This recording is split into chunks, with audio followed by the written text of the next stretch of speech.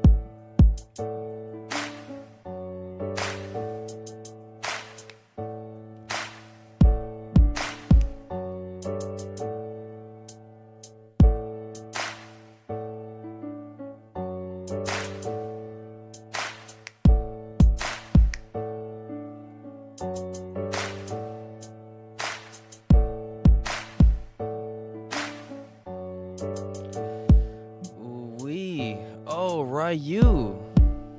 Okay, hold up. We got Ryu in the house. I haven't seen you in a minute, my boy. How's it going? He says it's going okay, man. Life's good. I'm still alive. I'm still streaming. I think I have a new mic since the last time I seen you. Voila, my guy. Life's good, man. I can't complain.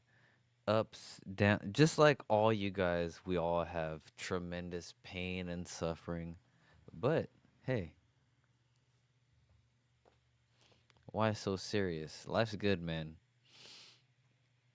Life's good. Life's good. All right, let's get into it. Happy. It's Friday, I believe. Happy Friday, June 5th, 2026. Hey, I'm not gonna tell you when my birthday is, but today it's this June is my birthday month. So happy birthday to me. I'm gonna be guess my age in the comment section. I would like to know what you guys think. Hey, that would be awesome. So challenge number one. All right, let me know. How old do you think I'm turning? If someone happens to guess correctly, what should I give them? If you guess my age correctly, And the thing is, I gotta see my age in the comment section after the live stream. So make sure after the live stream you leave the comment, or even during the live stream, I'll write your name down. I have a new Excel. I have a new spreadsheet going for all my listeners. All right. Anyway, hmm, hmm. All right. Let's get to business, baby.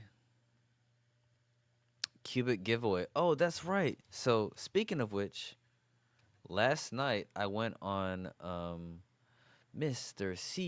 CKJ Crypto News. I went on this man's live stream. God bless him. Let me move this down here. Bada bing. He has been so kind as to allow me to share my cubic content in his Telegram. And last night, he was so kind to have me on his live stream to pretty much pitch a little bit of cubic because I'm always in his live stream saying, "Hey, Cubic Wallet, get your Cubic Wallet. Let me give you some Cubic." I'm always in his live stream in his community. Hey, let me get you some Cubic. Right? He's like, and then finally he's like, "Hey, come on my stream, talk about your Cubic, and let's get into it." And last night was that night. It was a fun night. Um, you know what? I should have. I'll leave the link in to that live stream in the description of this chat. Once, actually, I'll do it right now. Actually, bam, copy link, bada bing, live stream, bada boom, edit, bam, CKJ live stream, boom. Oh, Control V. Oh, Shazam. All right. So, link to that live stream in the description of this live stream. In your face. Got 2 live streams for 1, bitch. All right. So make sure you follow CKJ. You subscribe to his YouTube channel. I've been following him for a minute. He has a big following, so it was a really, really awesome opportunity for the Qubic community to pitch on his live stream. He has a really big following, really engaged community. All in all, good energy, man. I hope you guys check the stream out.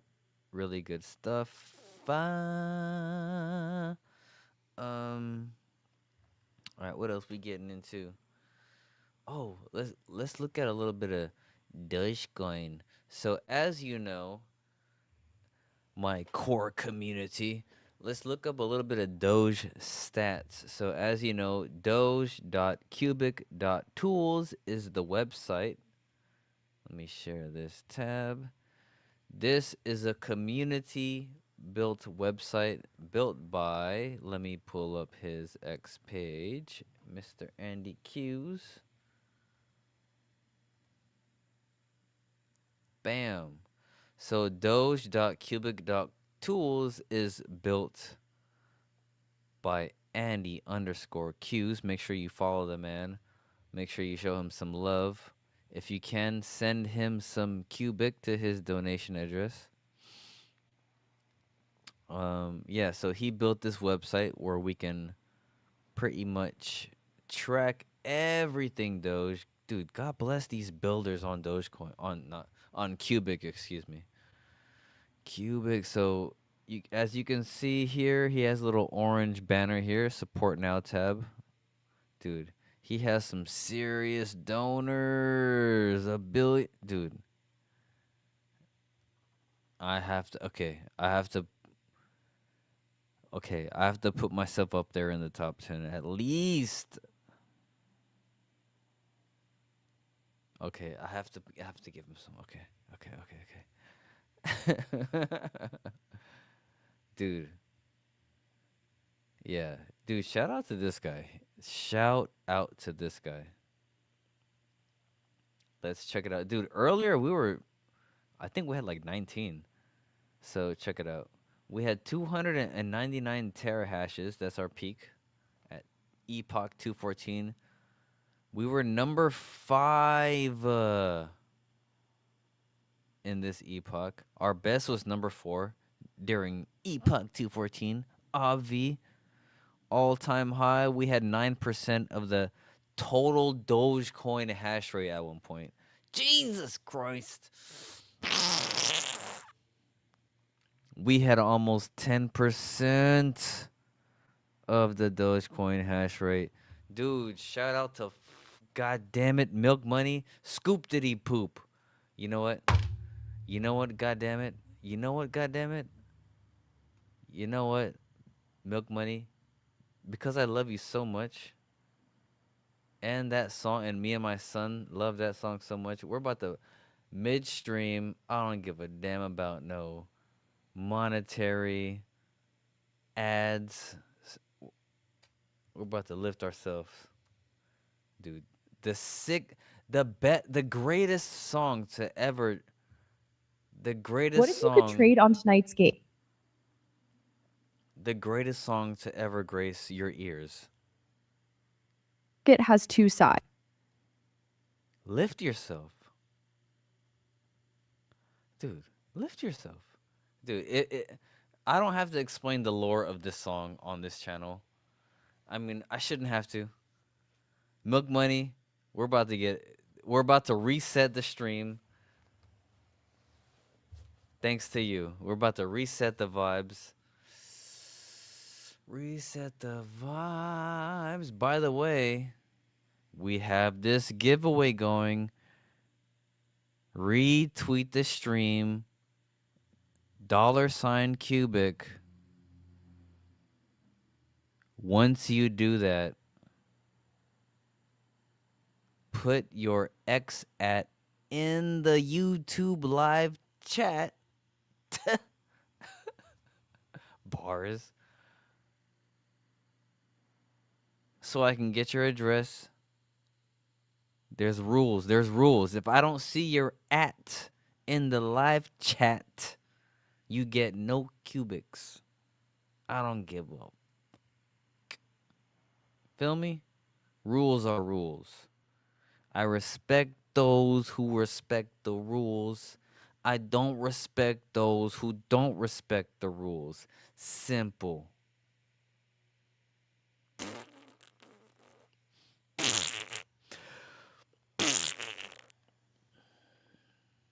Let's get it on. All right. Ladies and gentlemen, I'm sorry. I forgot even what triggered that, but that song is my shit. Shout out to Crypto Trooper. Reggie Man. He said, "What's up? I'm playing MLM right now, and granted, it's tough when you first start, but after grinding it out, it's getting addictive." LOL. You know what? I actually got a tip. Someone they I might be able to run the game. I haven't run yeah, so damn it. You know what? I got to get to that, but I'm gonna get to that. I want to see if I can run that game smoothly. Shout out to MLM, shout out to Eco and Rocks. Shout out to Crypto Trooper and the CKJ family. Jaw monkeys. What we talking about up in here? Doge update. So we have a so we had a nice little kick up in hash power. Look at the total. Look at the total. Look at the total. Sorry, we had a little quick Kanye beat break, dude. That song is dude, me and my son love that song, dude. Poop diddy scoop. 51 blocks in the last epoch. It keeps getting better. 240 blocks total. Almost 2.5 million Doge. Dude, over $250,000 worth of redistributed profits to the miners. Dude, look at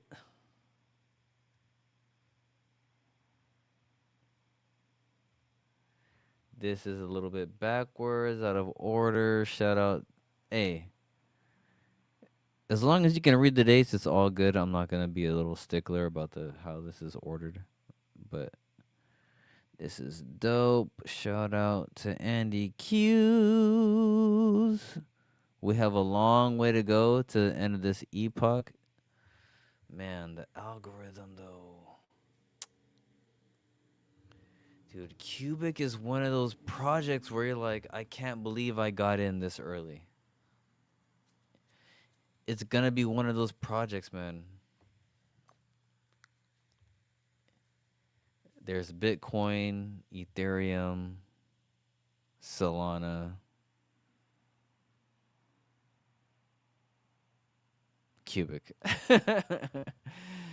But Qubic's gonna because it's better than all of them. Plus AI. Plus it's fast, feedless transactions. This is fast as fuck.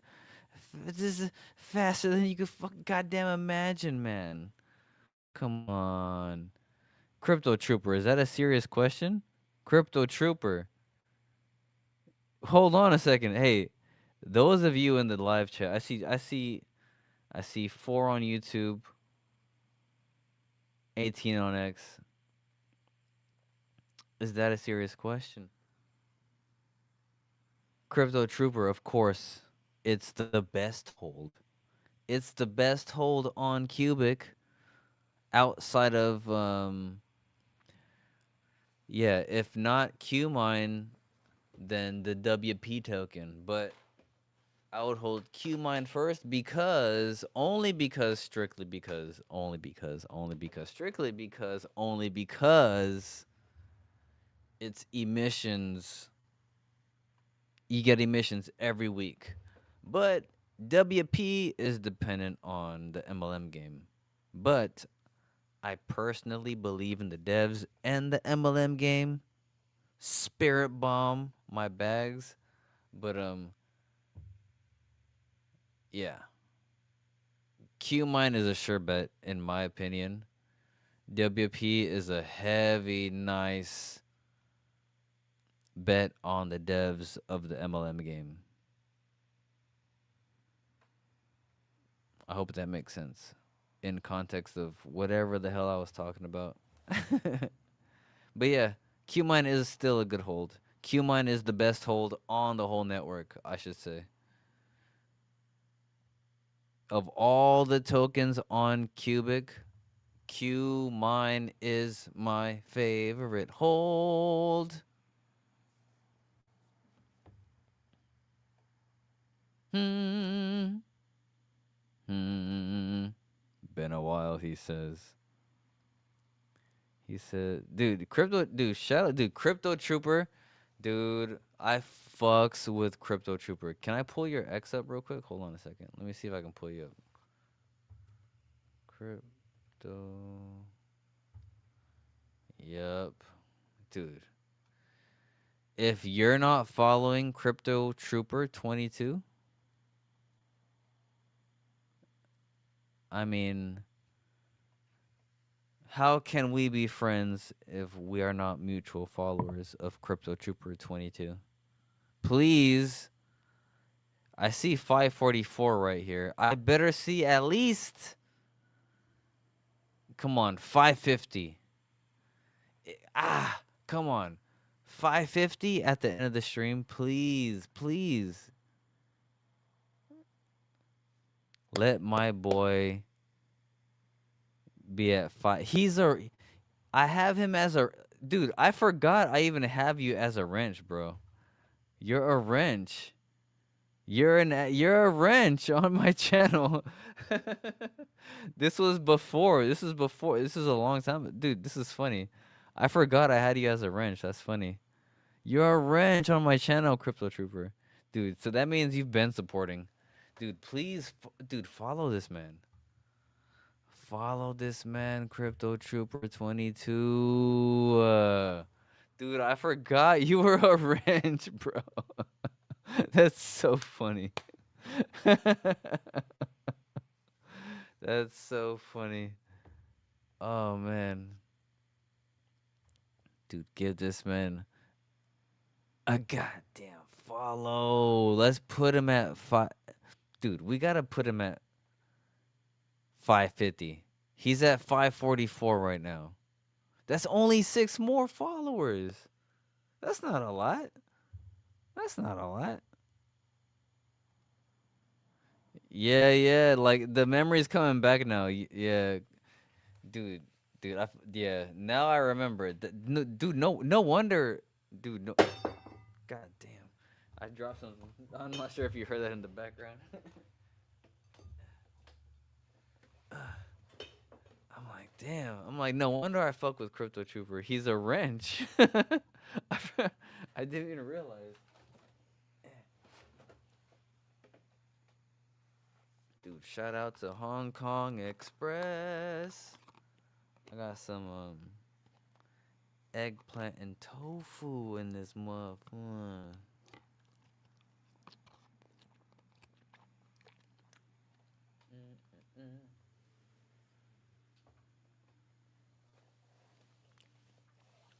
Mm, mm, mm, mm, mm. Oh, Ari's Fox 6641. Never seen you before. Like and subscribe. Behold. A lady. Mm-hmm. So you got me into Qubic. Yes. On board city. We in here.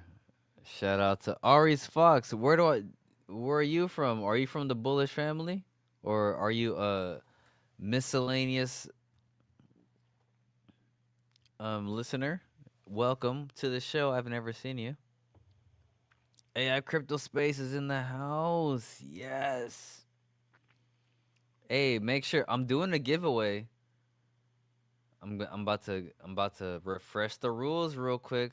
Pull up, bam, profile, bam. We're live.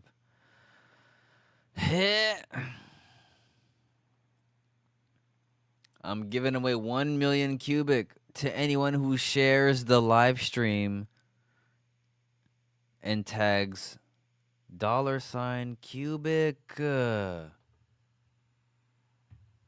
in the post. Easy money. You get double. You get a bonus 1 million if you also tag QMine. Do I need to say it again? I don't think I do. I don't think I do. And once you do that, the next rule is you have to put your in the live chat on YouTube. Otherwise, I won't know that you did it during the live stream. Oh, you know what I have to do? Shit, I forgot. Let me see. Let me see. Um, comments, moderation, anyone. Haha. Bam. Only subscribers now. Haha. I just changed it. So now only subscribers can go in the live chat. So if you were chatting a moment ago, you might not be able to chat if you weren't subscribed. But yeah, once you retweet, you have to put your so I can write your name down and add you to, because believe it or not, check it out. Let me see if I can pull it up. Um, Sheets. Nah, it's on a different account. But yeah, I pretty much have a Google like spreadsheet for the last few giveaways where I'm keeping tabs on all the X people that I give cubic to during the live streams for the last two live. So yeah, I'm keep. Long story short, I'm keeping tabs, baby. So you better follow. You better follow the goddamn rules. Spliggity, split, spliggity, splow. What we talking about? What we talking about up in here, baby? Let me close that. Save some bandwidth. Doge, bam. Andy Q, shout out. Blasey, blah. Oh, I'm also streaming on Pump Fun, dude. You know what? I'm not gonna.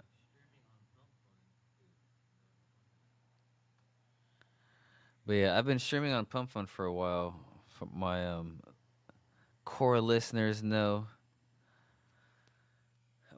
I'm gonna slow.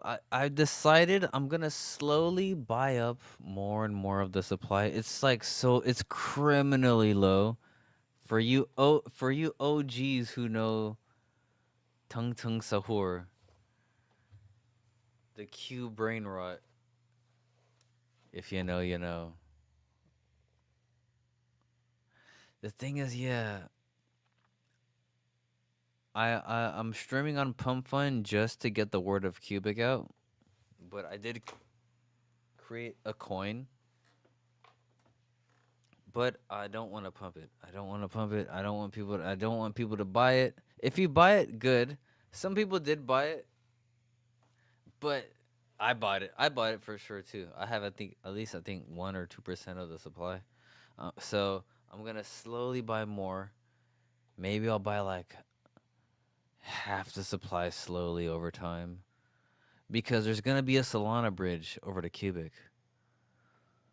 So I'm like, I'll get the supply because that'll bypass the 1 billion cubic that I would need to launch a coin on the network. But yeah, anyway, I'm just thinking out loud. I'm like, how? I was thinking like the art of memes. I'm like creating value. I'm like, cause I don't want to wreck people and I don't want to make money off people and then just be like, haha, I made money off you. It's like I want to do like both, make money and like make fun. But yeah, if anyone has good ideas for like meme coin action on Cubic, let me know because let me know. I need a think tank because there's technically a token that's already out there that I have at least 1 or 2% of the supply of. Damn, but yeah. Anyway, what was I talking about? Community. Community brings value. Spliggity splackety value.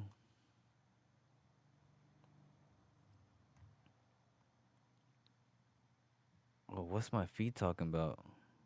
Dude. Dude. B versus Sasuke. I remember, dude. Where were you when you first saw this in your life? Where were you? Yeah, I'm live. Uh-oh. He said these bar. He said, okay, let me do that. Hey, once you do that, put your X handle in the YouTube live chat. Say you live on X. You're damn Skippy. I'm live on X and Pump Fun and YouTube. You have a coin on Pump? Yes, I do. Yes, I do, but I don't have a plan. I don't have a plan yet. So yeah, hit me in the DMs, my boy, if you have a plan on some cuz I don't I just want I just want a natural thing to happen and then we can bring liquidity over to Cubic when the Solana bridge happens. You feel me?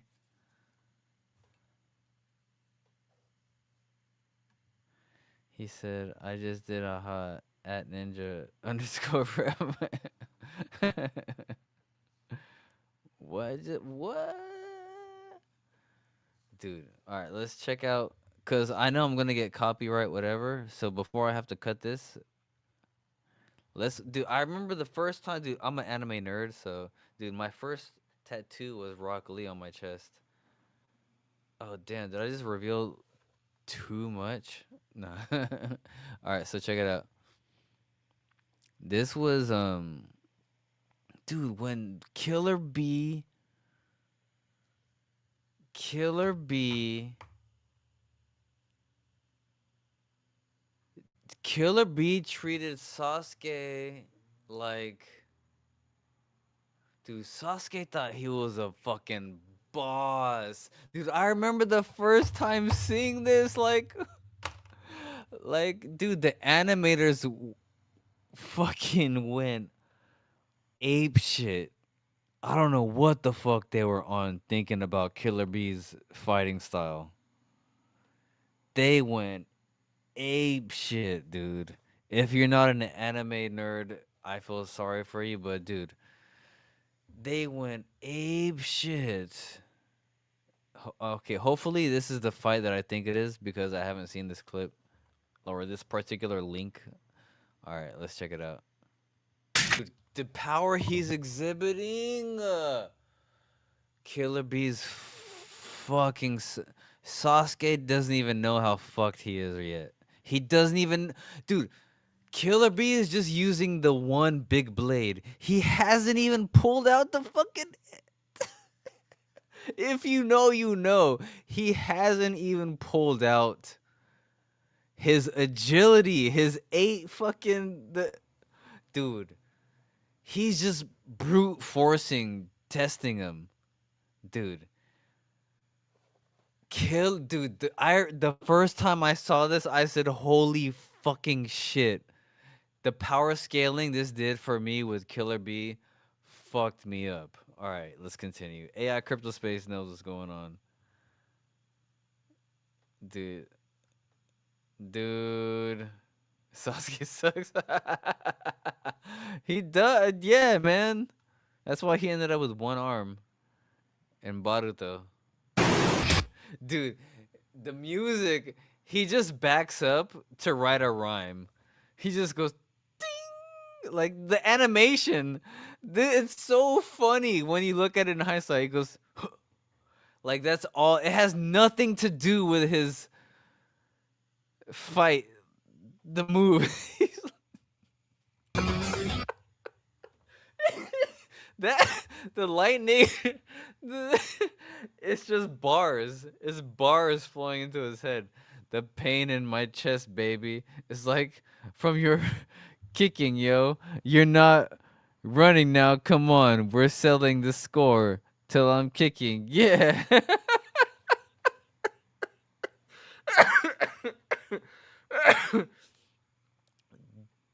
Des. Oh, come on. 今は気分がいいぜ。最高のライムがかけた。Thank you. Dude, he's just like, thanks. You just gave me some bars right here. You gave me some ideas. Dude, the fight right the swords. だから遊んでやる。These were not just character design. These are combat ready sword. Dude, if you've never seen Naruto, get ready for the sickest weapons choreography you've ever seen, whether in animation or real life. 俺様のフック感じさせてやるぜ。Who the thinks of this? Who thinks of this? Look, he has the one sword between his neck and his shoulder, one in his elbow, one coming back out the other way on his shoulder, one on his hip, one on his knee, one in his armpit, one on his elbow, another one in his other hand. Come on, dude. Who think? And then they're just outclassed from the jump by this guy, dude. He's throwing his weapons, picking them back up. Dude, Sasuke's Sharingan can barely keep up. You'll see it and the music. The music is perfect. Dude, look at this. Look at this slow motion throwing. Dude, the coordination Killer Bee needs. He's the perfect Jinchuriki. Before Naruto, he was Naruto before Naruto. He was just too strong. He could have killed Sasuke and all his whole crew here. He just needed a vacation. If you know the anime, dude, this guy's too fucking strong, man. Look at this pose. He the, the mastery he has over his swords, man. Dude, that went toe to toe with Minato. Oh, the Yondaime. Ich, ni, san. Killer B is so strong, bro. Dude, there's my favorite Guy Sensei, Rock Lee, Killer B. Top 3 for me in Naruto. Damn right is bad. You damn right is bad. All right. Anyway.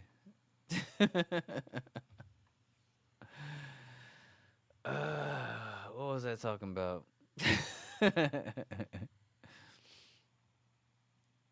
Oh, dude. So we caught up with some with some Dogecoin mining. Yo, check it out though. Should I go with Anthropic? Yeah, let's go with Anthropic for a second. I'll do the other video another time. I think that'll be better.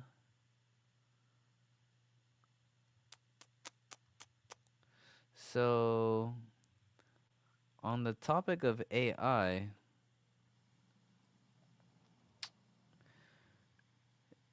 Anthropic has been killing it, but there's been just this weird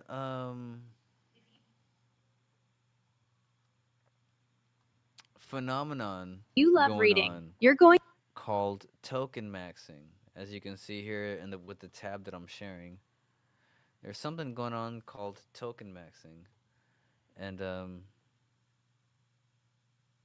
oh, Crypto Trooper hit with some fire, fire, fire. Oh, oh snap! I got a super chat. What? Hold on a second. Hold on a second. Hold on a second. Stop the presses. Stop the presses. I got a super chat. Hold on a second. I got a super chat. Hey, hey, hey. Hey, Samson of LA. What is your opinion on Ada Founder tapping out this bear market? Crazy. It's survival of the fittest out here. Let's go, Cubic. All right. All right. Golden Lioness 3357 with the $5 super chat. Dude, that's so sick. Dude, that's so tight. It's like the third super chat in like 2 days. That's awesome. Dude, thank you, Golden Lioness. That means so much. My take. I saw the clips. He looks so okay. Let me show you since she brought it up. Right. I'm gonna say she because I see lioness. But if you're a guy, let me know. Let me see if I can pull it up. If I can find a clip. Um, Charles Hoskinson.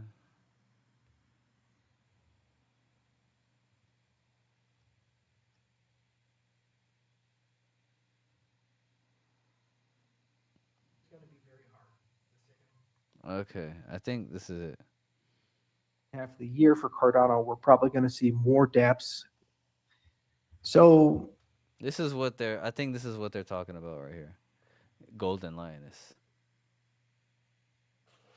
So you're okay. I'm gonna say I'm assuming you're a lady because it says lioness. If you're not a lady, say I'm not a lady, because I don't want to think you're a lady and be like lady.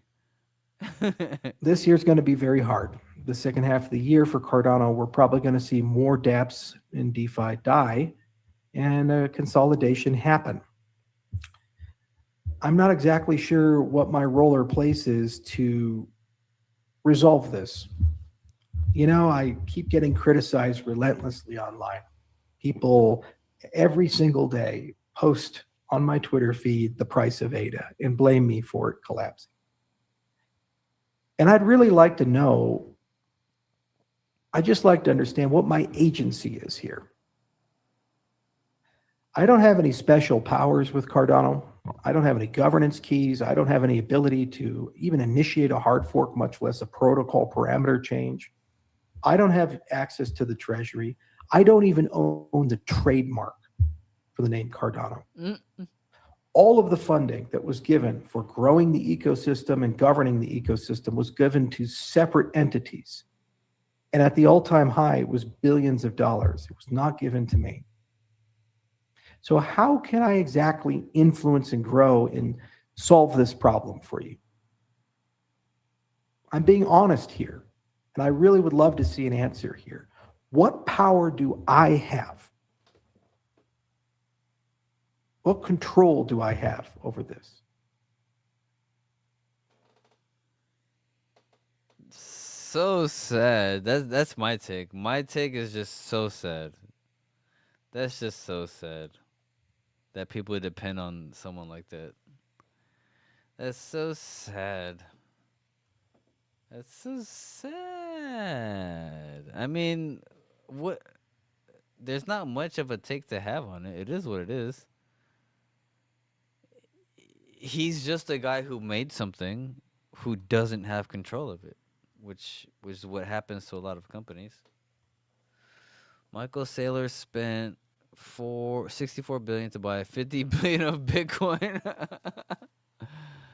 Oh, dude, I've been making so many videos on this guy's goddamn monkey madness, dude.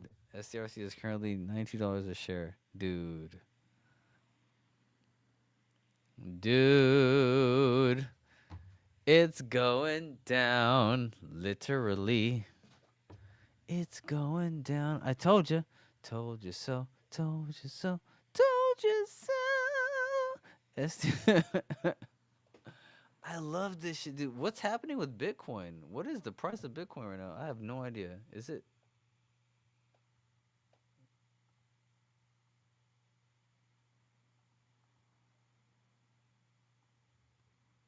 It's $60,000. That's crazy as dude. Look at the chart. Oh my god. Oh my god, that's hilarious. I love that. Dude. Dude. I love that. Look at the chart. Oh my god. Look at the chart. Look at the charts. Oh my god, yes. Yes. Cardano's dude, yes. Everything's cooked. Everything's cooked. Everything's cooked. Everything's cooked. Everything's cooked. Everything's cooked. Dude, everything Avalanche is dude, everything is cooked. Everything is cooked. Dude. Everything is cooked out. Dude. Wait, what the fuck? Humanity? What the fuck? 100. No. What is this about? $1.6 billion. I refuse to accept this. No. Humanity. Nah, nah, nah, nah, nah, nah, nah, nah, nah, nah, nah. Where's the website? Humanity.org. Introducing the internet's trust layer. From KYC to fostering brand loyalty, unlock insights you can trust without holding any.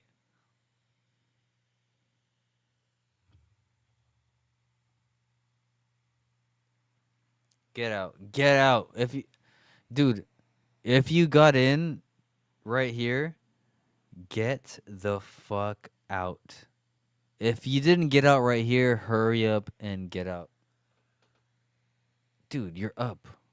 Just get out. This isn't a thing. That's not a thing. It's not gonna be a thing. Um, WorldCoin. Nope. Dude, dude. The market is retarded. Dude, big money is stupid. Do not follow the money. Do not follow the money. They're so dumb. They're so dumb. Look at this. They're so dumb. Look at everything. Everything's down. On the area. They think they know what they're doing, dude. Okay, let's look at this website. Oh, the area. Everything's down, dude. Watch, let me show you what I was looking at. Dude, everything's down. WorldCoin. Fuck WorldCoin. Dude, everything's down, human. Everything's down. Everything's down. Everything's down. No. Dude, no. Nope. Nope. Nope. Nope. Nope. Nope. Nope. Nope. Nope. Nope. Nope. Dude, this doesn't even make sense. All right, what's Cubic? What does Cubic look like on Coin Market Cap? Look at the volume up, dude. Monthly doesn't look good. 1 week, ooh, better than the rest. Honestly, the rest are like double digits down. We're four. We're just low one digit down. So we're doing relatively way better than the rest. Hold on, let's. So it's 316, right? So let's look at. It's that page. It should be on page 3 then. Let's look at cubic relative to the rest. 3 something, right? Ah, dang it. So page 4. Mm,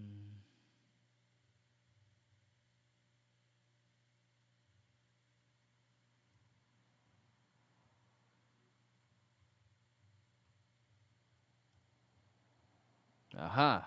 Right here, cubic. Oh, velvet. So cubic is it's a little flatter than the rest. So we got cubic tria. What's tria? Tria. Cubic and tria looks not too bad. Oh my god, Zama. Oh my god, what's this? Yearn? No. What's this? Oh, oh my god. Anywho, heh. Do I see any ads in the? I don't see any ads in the live chat. So cool. I get to say some cubic. Last call for some ads. But oh, let's check out this Anthropic video.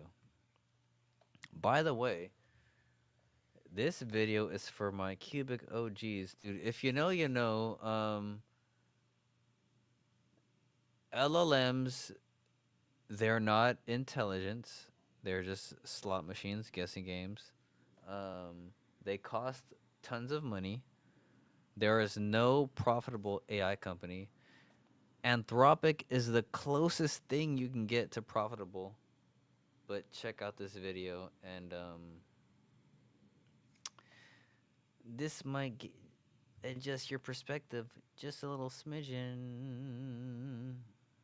So yeah, the whole if you've been following my channel for a minute,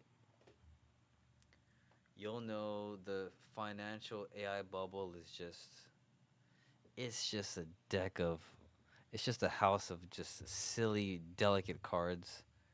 It's not going to last long. Um you see this coming. This shouldn't be any news to you, but let's check it out. Let me pull it up real quick on my history. Ba ba da ba ba da ba. Just a moment. Mm,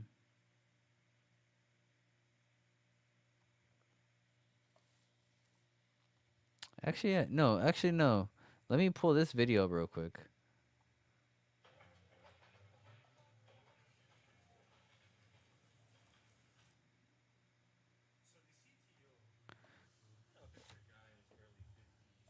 All right, so let's check this video out, and then we'll pull up the video that I want to show you in a minute. While you guys watch this video, this is actually very interesting. I'm glad I saw this video again. Awesome, awesome, awesome, awesome. So this guy has. Make sure you follow this guy I'm not subscribed. God damn. How disrespectful. But I do like his videos. I do like his he has really great awesome insight into the the AI community, the AI bubble, the AI everything, the AI zeitgeist, I should say. So Mo Bitar, and not to mention, he's hella funny. I dig his sense of humor.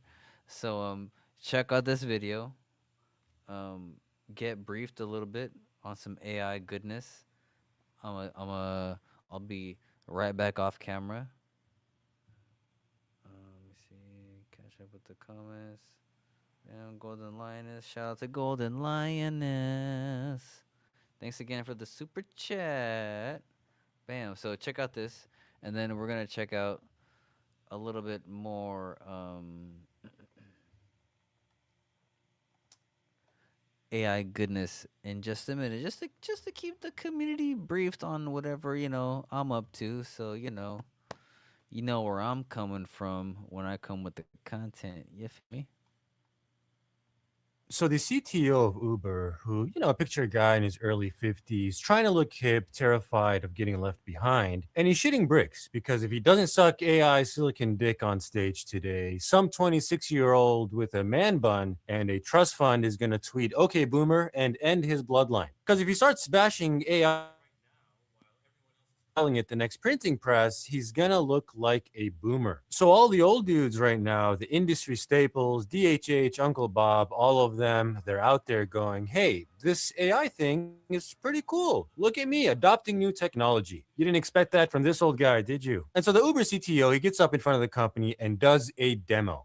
2 hours long. It's 2 hours of this guy jerking off an LLM in front of the entire C-suite, showing everyone how useful and powerful AI is, how this is the future. And the entire C-suite is sitting there in the first row moaning like it's their first threesome with the babysitter. And after the small demo is over, the bill comes in, and that 2-hour demo cost $1,200 in tokens. The demo was him showing them how it will save money. And the mere act of showing them, of demoing this technology, ended up costing more than the thing it was supposed to replace. It's like holding a press conference about your vow of silence. Meanwhile, they've got an internal dashboard tracking how many tokens each team burns. And the team incinerating money the fastest is ranked number 1. They're getting applause and a standing ovation and shit, pats on the back, talk of the town, which, it's like ranking your chefs by how much electricity the kitchen used. The guy who left every burner on all night and cooked nothing, employee of the month. And so this demo actually becomes a wake-up moment for Uber because the COO, when he sees the number, calls it a head-exploding moment. Now,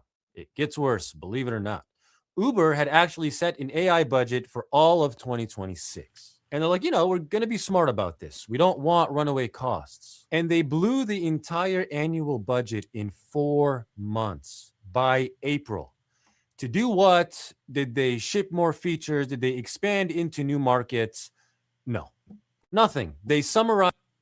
They blew Uber, one of the biggest companies on the planet, blew their entire AI budget in 1 quarter for the whole year.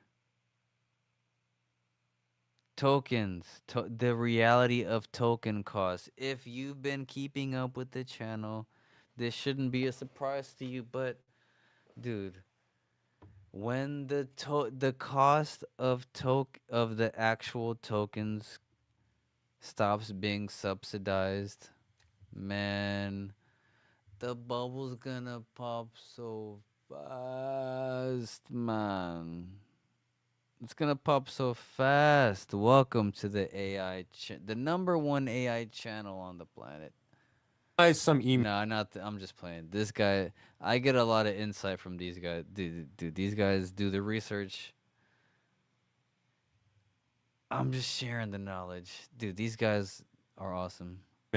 They wrote a couple specs. They wrote one spec so long it gained sentience and deleted itself as a final act of mercy to mankind. Overall, just hundreds of billions of words generated with generative AI, 90% of which will never be read. And now Uber's like, you know what? Flip the fucking leaderboard. Invert that bitch. Now whoever spends the least wins. It's no longer about who can burn the most. Now it's who can edge the machine the longest without blowing their load. They've capped each engineer at $1,500 per month.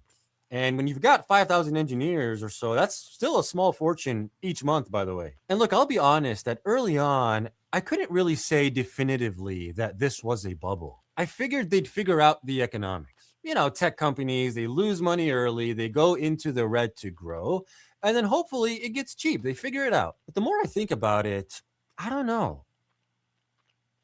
Mm-mm.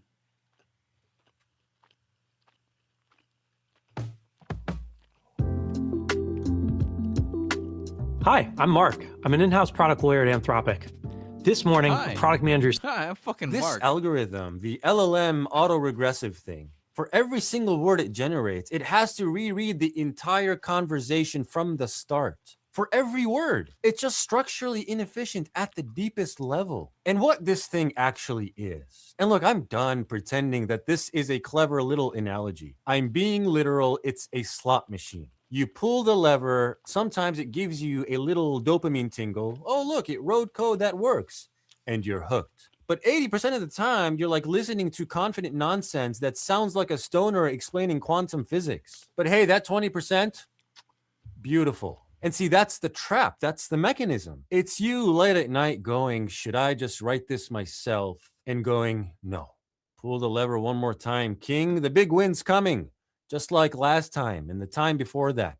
Intermittent rewards, the most addictive design ever discovered, dropped into your enterprise engineering team with a leaderboard bolted on top.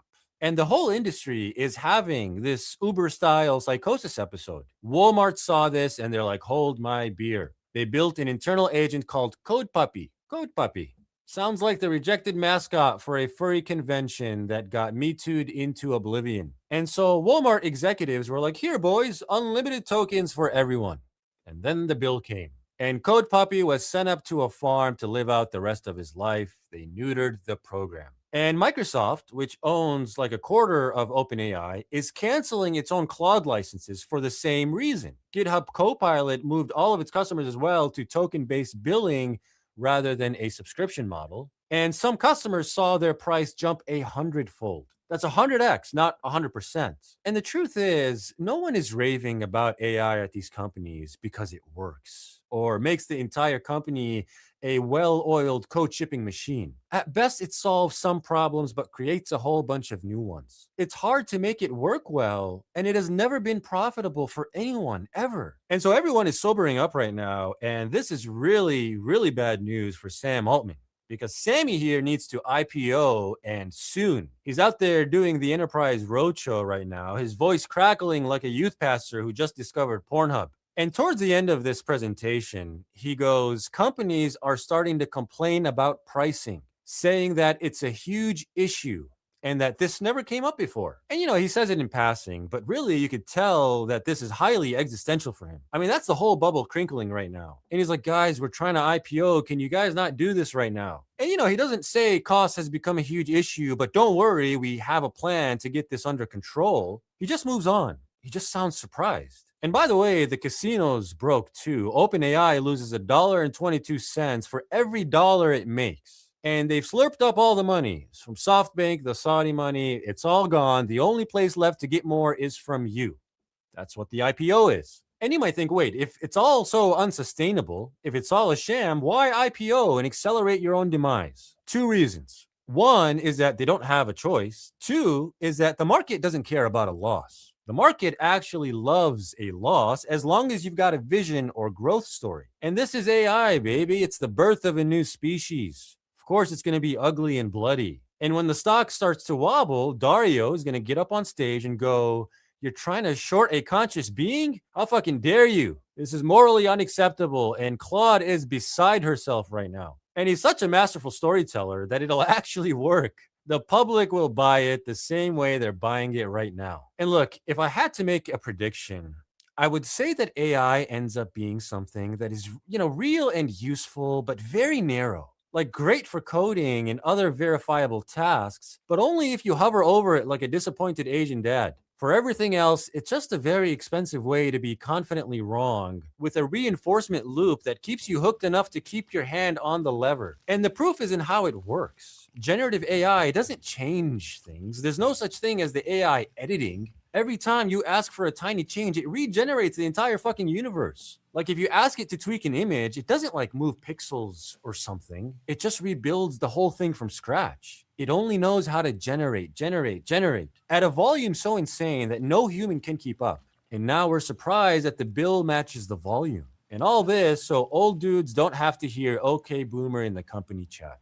So go ahead, pull the lever one more time, King. The big win's coming, just like last time and the time before that. Now somebody please go tell the Uber CTO that his demo was mid. Thanks for watching. Whoopsie. So yeah, there's that. That was a good little video on the evolution of what's happening with AI in corporations. Companies are for some reason they're pressuring their engineers to use AI tokens, but they're like they're just they're wasting money. They're just using it to use it. They don't need it. They even admitted that they're using it just because they need to so they don't get fired. It's the dumbest shit ever, man. These guys are so it's the AI is the .com bubble again.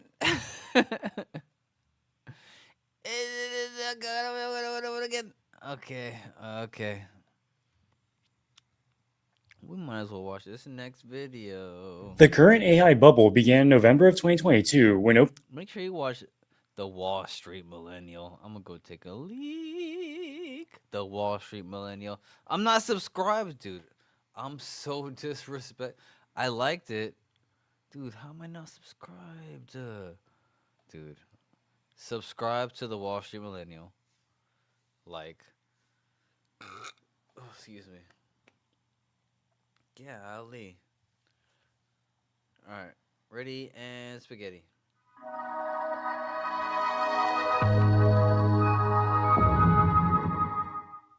The current AI bubble began in November of 2022 when OpenAI released ChatGPT.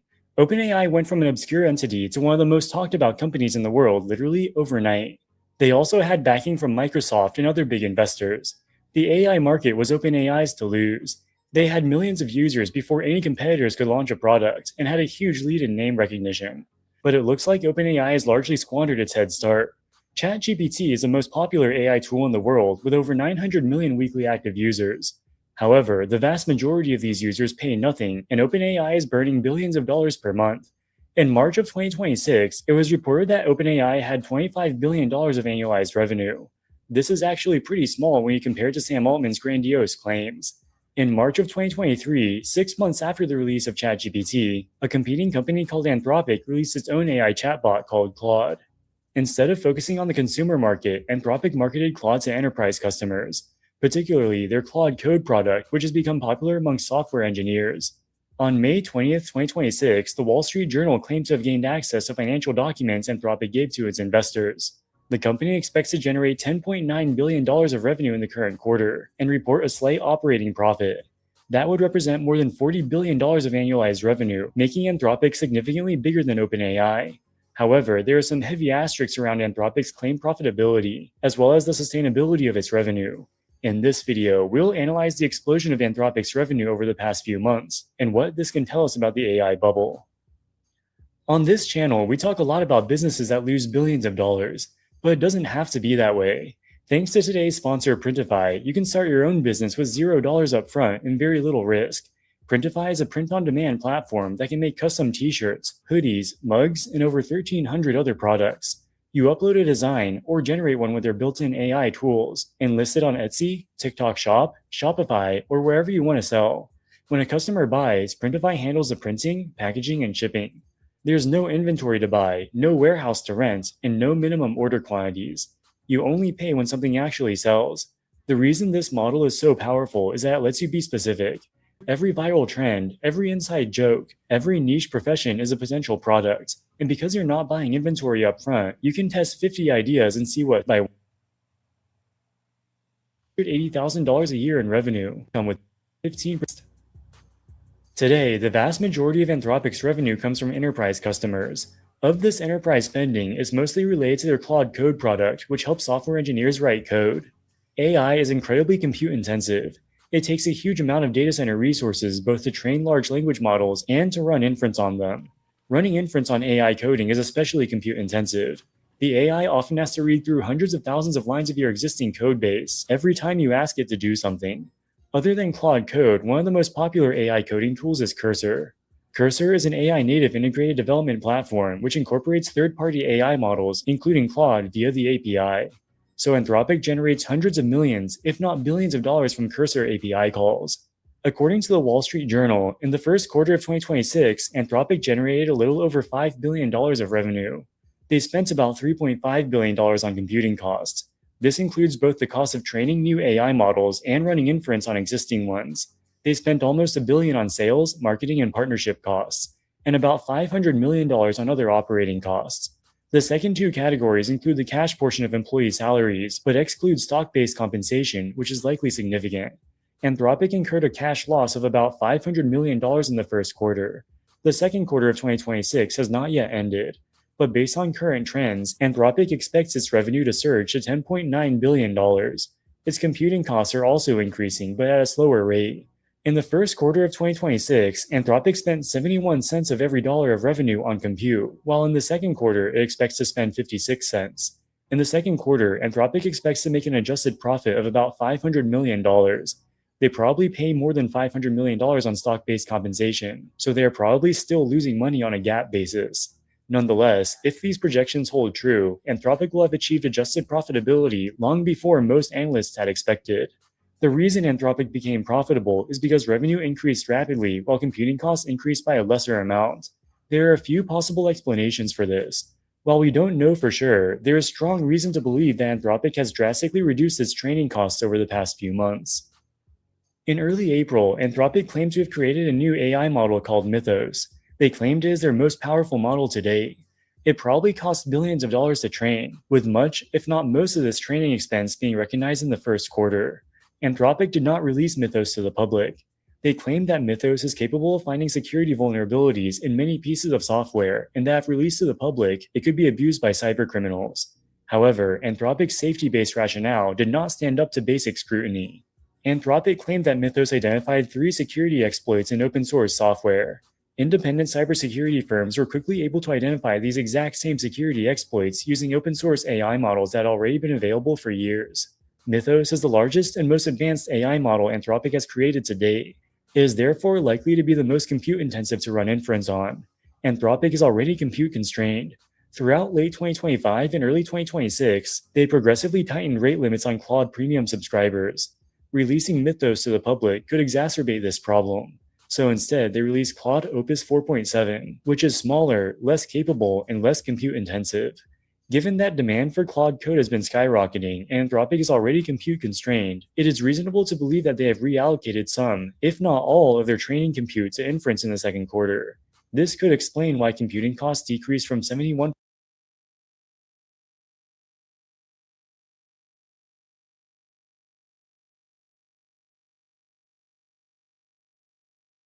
of revenue to 56%. It does not necessarily mean that Anthropic has become more efficient at turning its compute into revenue. Even as Anthropic has faced computing constraints in recent months, they have still been accepting new premium Claude subscribers. That's why they've been forced to tighten rate limits. While this boosts profits in the short term, it provides a subpar experience to customers, who may eventually cancel their subscriptions if the rate limits become too draconian. In May of 2026, Anthropic signed a deal with SpaceX. Remember that SpaceX owns xAI, which owns 2 massive data centers called Colossus 1 and Colossus 2. Anthropic is now renting all of Colossus 1 and some of Colossus 2 from SpaceX. In conjunction with the SpaceX computing deal, Anthropic announced it will loosen rate limits for existing customers. This new compute will not necessarily bring a lot of new revenue to Anthropic, because some, if not most of it, will go to existing customers. SpaceX's recently released S1 reveals some details about its contract with Anthropic. Starting in July, they'll start paying SpaceX $1.25 billion per month, or almost $4 billion per quarter. For the months of May and June, Anthropic will pay a reduced fee. We don't know how much this reduced fee is. The fact that Anthropic is paying a reduced fee artificially decreased its computing costs in Q2. Once they have to start paying the full price in July, more than 1/3 of Anthropic's revenue will be paid to SpaceX, at which point the company is likely to start losing money again. Anthropic's revenue has surpassed that of OpenAI because Anthropic focuses on the enterprise while OpenAI mostly focuses on the consumer. Very few consumers are willing to pay real money for AI, but many enterprises are willing to spend large amounts of money on Claude Code because they think it makes their software engineers more productive. Jane runs a camp, and you know it's a camp because she bought a .camp domain name with Squarespace so that you can sign up and go to her camp.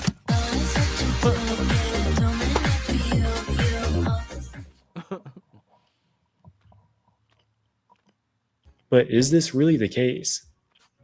In the 1980s, IBM and Microsoft created a joint venture to create a new operating system for personal computers. While it was a joint venture, overall responsibility was given to IBM executives. IBM executives measured the performance of software engineers based on the number of lines of code they wrote.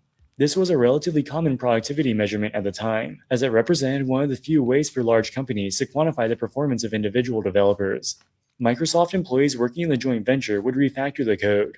They would rewrite existing parts of the code so that it had fewer lines. This made the operating system simpler and more efficient. When IBM executives found out about this, they told the Microsoft employees to stop. From their perspective, the refactoring decreased the size of the operating system, which they viewed as moving backwards. Microsoft eventually pulled out of the joint venture, and IBM released the operating system on its own. The IBM operating system was slow, buggy, and ultimately flopped. Bill Gates is famously quoted as saying, quote, "Measuring software productivity by lines of code is like measuring progress on an airplane by how much it weighs," unquote. A superficial metric like lines of code fails to understand the complexities of software engineering and can lead to bad management decisions. By the 2000s, most software companies realized that lines of code written is not a sound productivity metric. What IBM did in the late 1980s was viewed as a primitive practice from a bygone era. While AI is portrayed as an innovative and forward-looking technology, it has ironically caused the culture of Silicon Valley to regress to something that looks not very different from what IBM was doing 40 years ago. Michael Truell is the CEO of Cursor, which is one of the most popular AI coding tools. In January of 2026, Truell boasted that his team used Cursor to build a new web browser. Cursor operated autonomously for an entire week to build it. The browser consists of more than 3 million lines of code. With that many lines of code, it must be really good. Indeed, Truell boasts that this vibe-coded browser kind of works. Cursor released the code of the browser on GitHub, thus allowing independent developers to analyze and test it. It was soon exposed that large parts of this supposedly vibe-coded browser were actually from existing open-source projects. The browser failed to load most websites, and when it could load a website, it would take more than 1 minute to load. Truell's claim that it kind of works is a very generous description. Cursor's vibe-coded browser experiment was a complete failure. Seeing as it fails to load most websites, no reasonable person would call it a working browser. Truell tries to distract from his browser's lack of capabilities by highlighting the 3 million lines of code, which is a largely irrelevant number. In recent months, a new phenomenon called token maxing has emerged. Many tech companies believe that AI makes their software engineers more productive. The more AI tokens a software engineer consumes, the more productive they'll be. Many software engineers are now using AI coding agents to do useless things, so as to increase their reported token consumption. A blogger who goes by the name Pragmatic Engineer spoke to a few employees of big tech companies about their experience with token maxing. The first example comes from Microsoft. Microsoft says that AI usage is no longer optional and is now incorporated into performance reviews. The company has conducted multiple rounds of layoffs recently. There is an implicit threat that software engineers who don't use enough AI will be fired. An anonymous Microsoft employee told the Pragmatic Engineer that he has resorted to unproductive token maxing. He'll use an AI tool to analyze code that has already been documented just to burn more tokens. He'll use AI to create prototypes of features he has no intention of working on.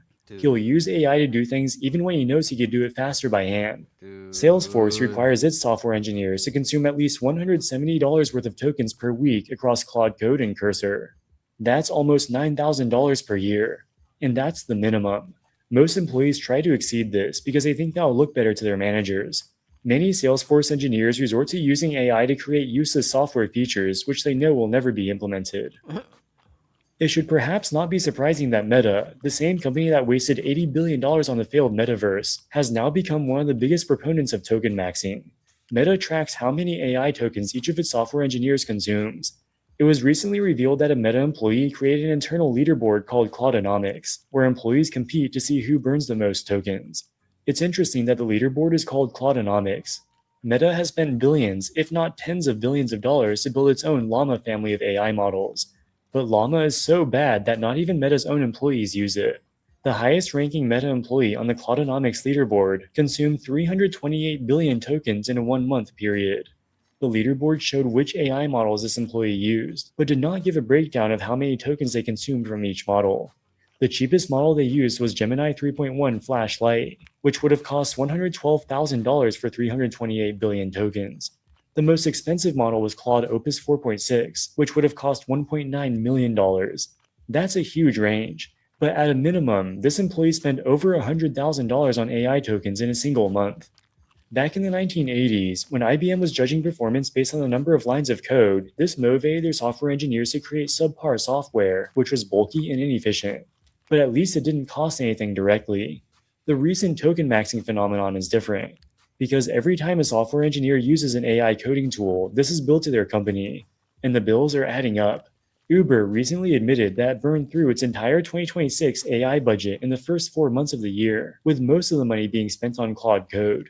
Companies are now spending a lot of money on AI. So are they getting a return on their investments? In July of 2025, a nonprofit AI research organization called mstr published a randomized controlled trial measuring the productivity effect of AI coding tools. They recruited 16 experienced open source developers and had them work on 246 real tasks from their own repositories, codebases they'd been maintaining for years. Each task was randomly assigned to either AI allowed or AI not allowed. When AI was allowed, developers used Cursor Pro with Claude 3.5 and 3.7 Sonnet.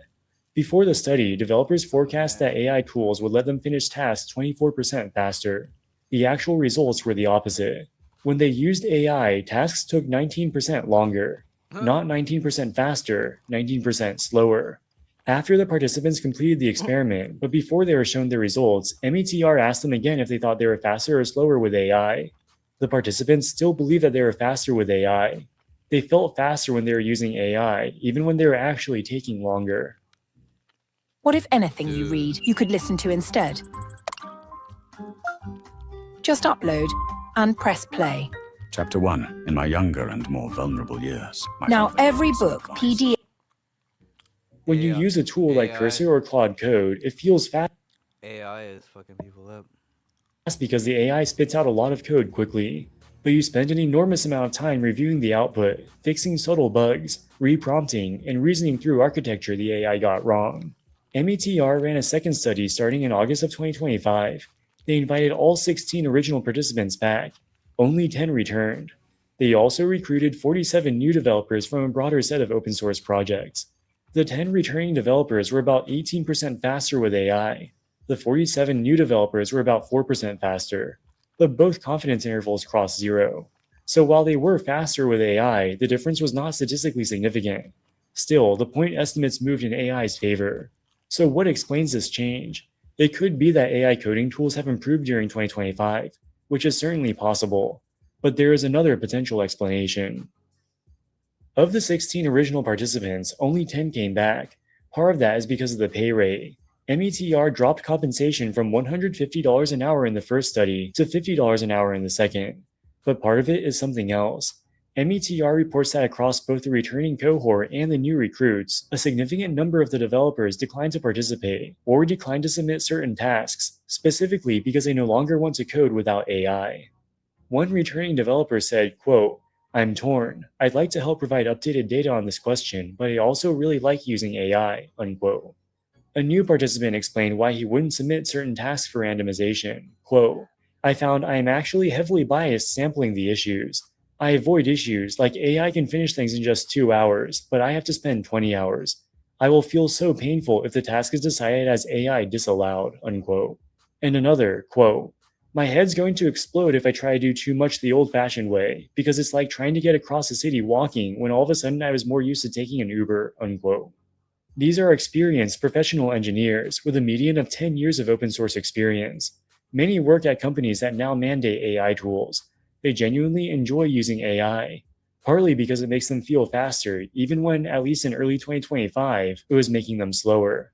As they become dependent on these tools, an obvious question is whether their unassisted capabilities decay. If they do, then at some point they'll perform better with AI than without. But not because AI made them more productive relative to their original baseline, but because their unassisted baseline dropped. This is just a hypothesis. But Anthropic, of all companies, recently conducted a study which supports this hypothesis.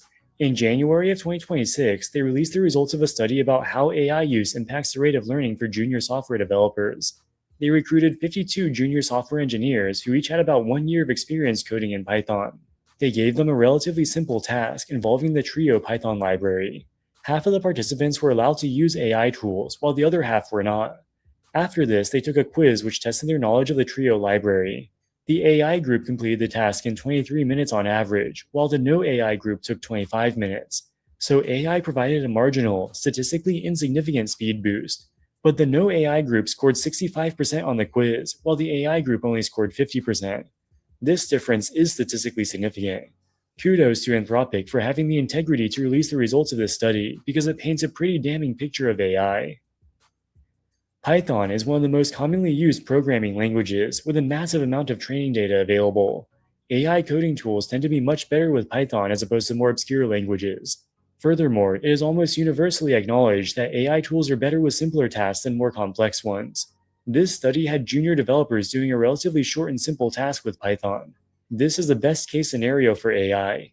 Yet AI only provided a marginal, statistically insignificant speedup, and the participants who used AI did not learn as much about the Trio library. So using AI tools greatly inhibits your growth as a developer, while providing almost no benefit. Many people believe that AI confers a massive productivity benefit to software engineers, despite a lack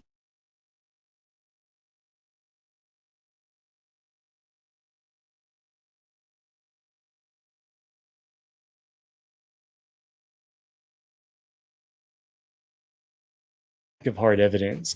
This perception is a result of repeated assertions by technology executives and venture capitalists. Let's watch a recent statement given by NVIDIA CEO Jensen Huang. Let's say you have a software engineer or AI researcher and you pay them $500,000 a year. We do that all the time. Okay, this is happening all over the time. That $500,000 engineer at the end of the year, I'm going to ask them how much did you spend in tokens? And that person said $5,000. I will go ape something else. Yes. Right. If that $500,000 engineer did not consume at least $250,000 worth of tokens, I am going to be deeply alarmed.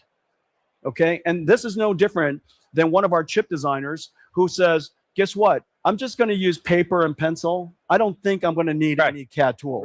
Right. This is Huang uses a very manipulative rhetorical technique. He has no evidence that token maxing produces a return on investment. So rather than defend that claim directly, he leans on a larger unstated premise that AI dramatically boosts engineering productivity. He treats this premise as too obvious to require evidence and makes a completely unsupported analogy to CAD tools. The listener is no longer asked whether spending $250,000 on tokens pays off, but whether they're willing to be the holdout still using pencil and paper. Recently, a partner at the venture capital firm Sequoia compared AI to the introduction of the automobile. Even if you don't think it's AGI, I think we can all see that the cars have arrived. Last few years, we've had a lot of faster horses. Applications that made you 10 or 40%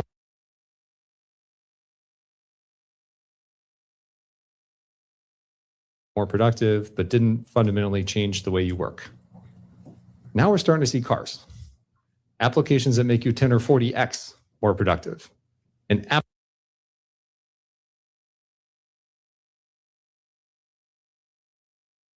absolutely change the way that you work, change the nature of your work, change the nature of your organization. Cars have arrived. He makes grandiose claims while providing zero evidence.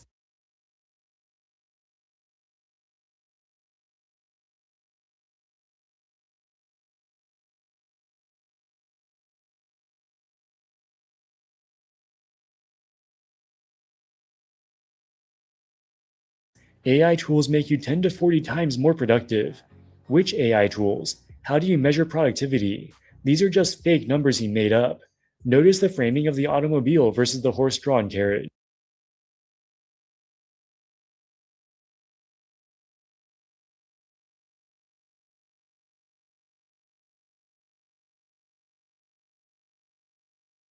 $40x more productive, and absolutely change the way that you work, change the nature of your work, change the nature of your organization. Cars have arrived.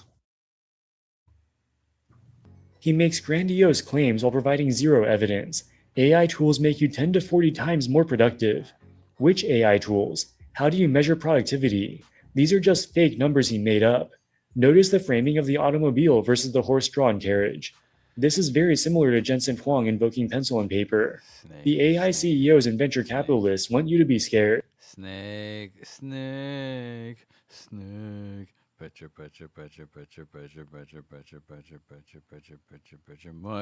Mushroom.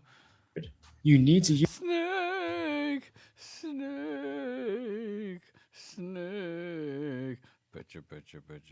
use the AI tools they are selling, otherwise you will be the loser in the horse-drawn carriage while your peers surpass you in automobiles. Perhaps the most egregious example is Anthropic CEO Dario Amodei. In February of 2026, he went on a podcast where he tried to defend the supposed productivity benefit of AI, despite the mounting evidence to the contrary. There was a meter study I'm sure you saw last year, Yes, where they had experienced developers try to close pull request in repositories that they were familiar with, and those developers reported an uplift. They reported that they felt more productive with the use of these models, but in fact, if you look at their output and how much was actually merged back in, there's a 20% downlift. They were less productive as a result of using these models. And so I'm trying to square the qualitative feeling that people feel with these models versus one, in a macro level, where is this like renaissance of software? And then two, when people do these independent evaluations, why are we not seeing the productivity benefits that we would expect? Within Anthropic, this is just really unambiguous, right?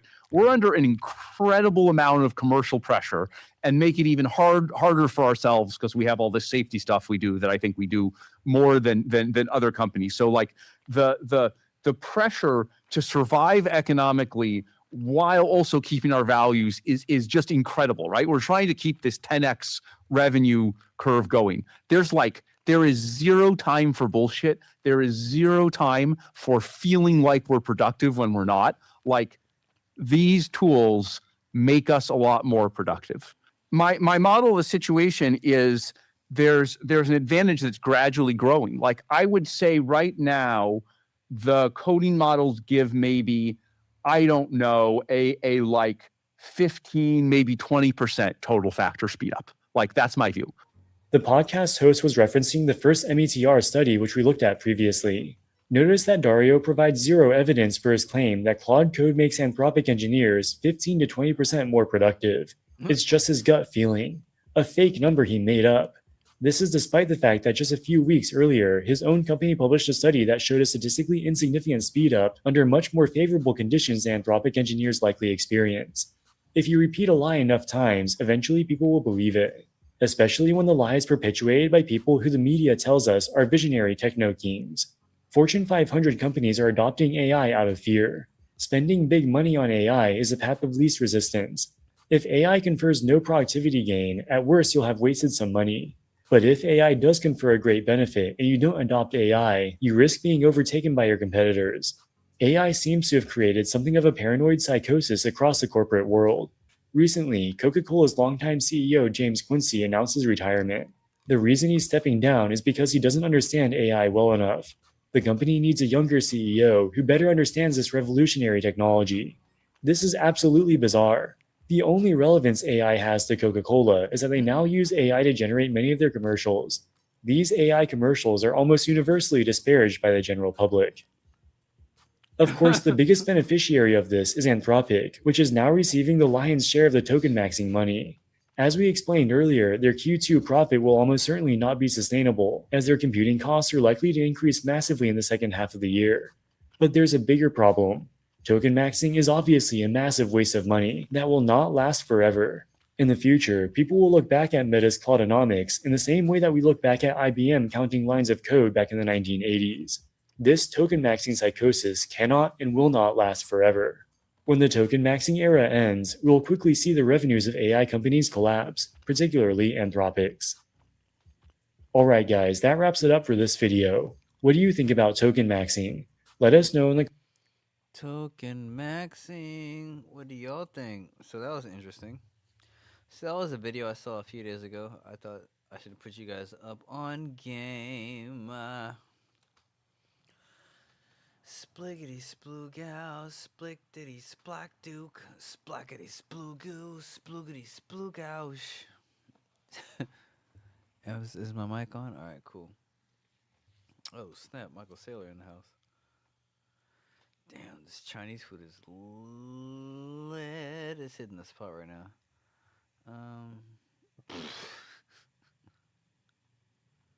Dude, Qubic is only $45 for 100 million.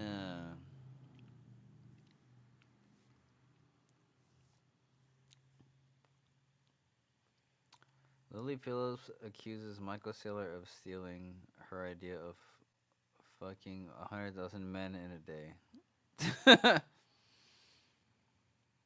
That's funny.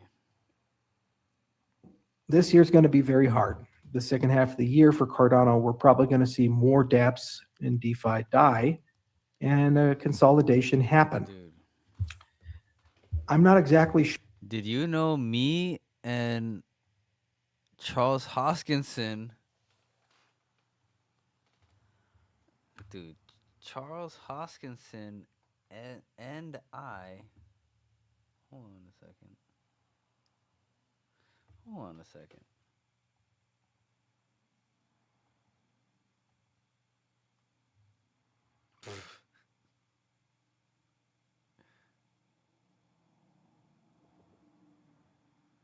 We're the same age. Dude, this guy aged like milk. What happened to him? Why does he look like that? Am I tripping? We are literally the same age.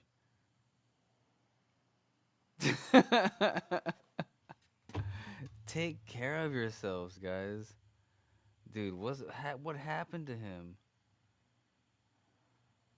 This is what happens. This is what happens when you don't buy Qubic. When you don't listen to Sergey Ivancheglo, you age like fucking milk instead of fine wine or a tree. Dude, why did he age like this? He aged on like a different timeline. What's going on? He aged like he's aging like old Wolverine or something. What happened?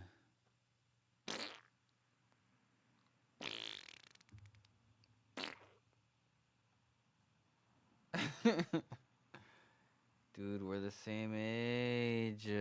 Sure what my role or place is to resolve this. You know, I keep getting criticized relentlessly online. People every single day post on my Twitter feed the price of ADA and blame me for it collapsing. And I'd really like to know, I'd just like to understand what my agency is here. I don't have any special powers with Cardano. I don't have any governance keys. I don't have any ability to even initiate a hard fork, much less a protocol parameter change. I don't have access to the treasury. What's my agency here?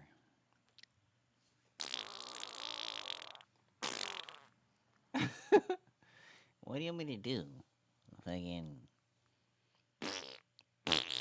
What's my agency here? I don't even own the trademark for the name Cardano. He's ticked. He's ticked about that.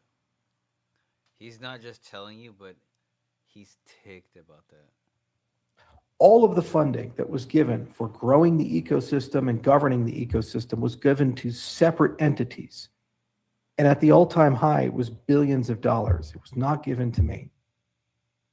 So how can I exactly influence and grow and solve this problem for you? Dude.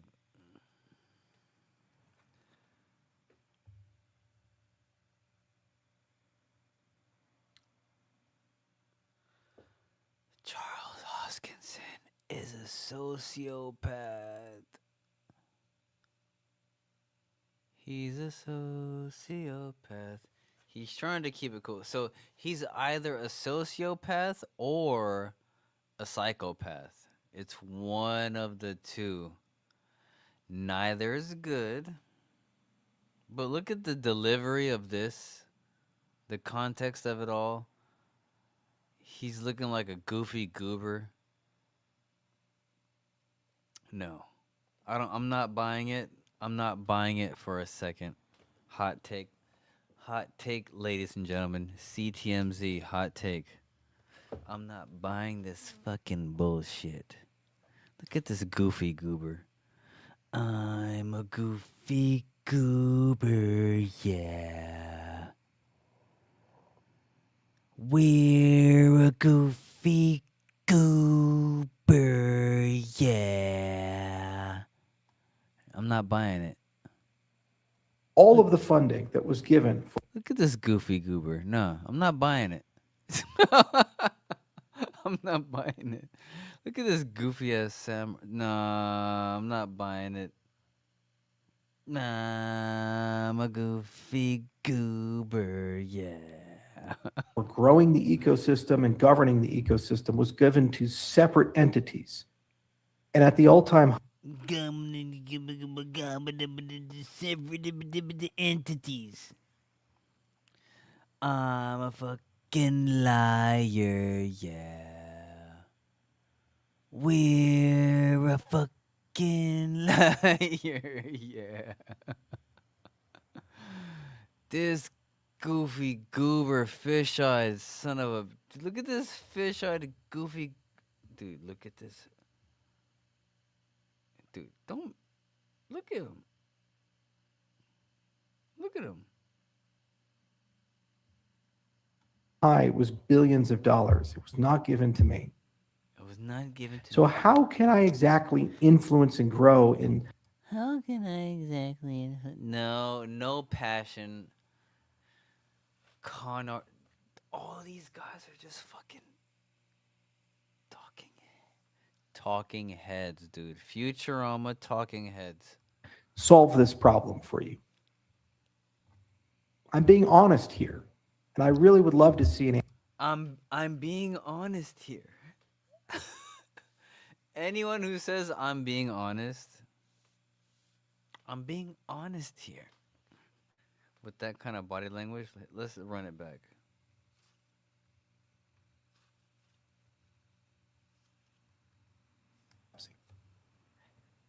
And I'd really like to know, I just like to understand what my agency is here.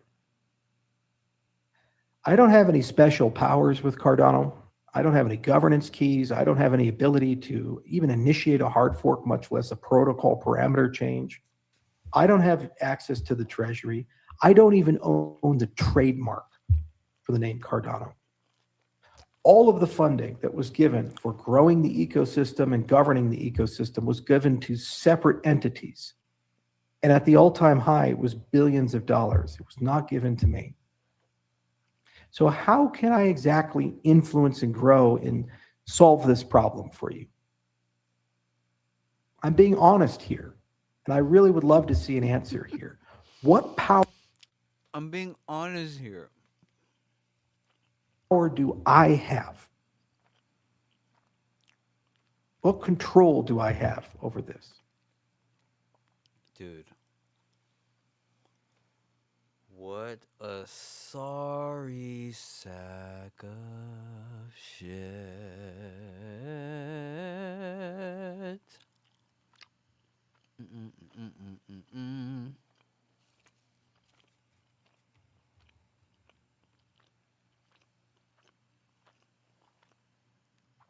CTMs, are you doing anything? No? Nah. What's the haps? get anything out of buying it. I just thought that it was like I 3 decided for hours. myself that God it was a damn. grail in the NFT space and I wanted one. Um, God damn, these spaces are long. Oh, I'm good. I'm good right now. All right. Oh Jesus. Oh my God, bro. Bro. Bro. No. I have another one I have to show you too. Speaking of which. No, these poor baby.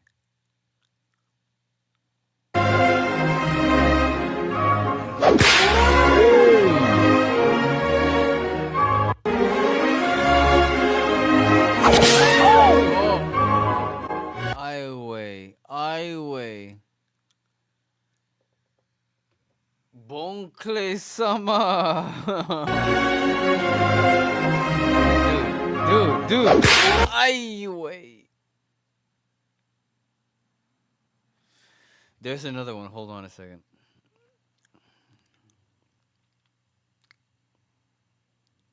That's not, this one. Oh my. Dude, this one legitimately ticked me off. This poor baby, dude, gets kicked in his solar plexus by a man, dude. I know my, according to my analytics, most of my audience is around my age or like maybe a little bit younger or a little bit older. Dude, this was not a concern being kicked or punched in the stomach by a robot. Kids in China, they're now cannon fodder for these robots. Look at it. And the lack of response from adults is what fucks me up. Just look at this. Dude, their spidey sense is tingling. Turn the volume down. Dude, their spidey sense is tingling. Let's run it back, dude.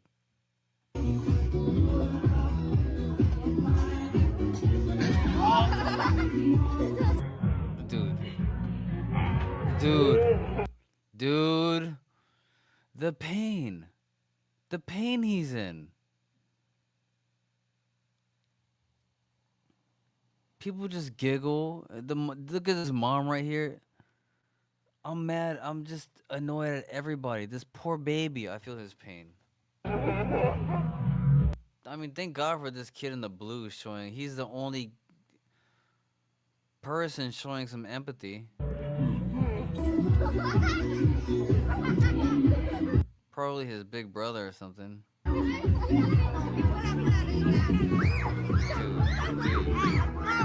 People are just laughing.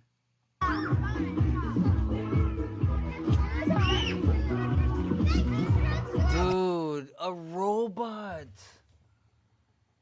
just did a spin kick.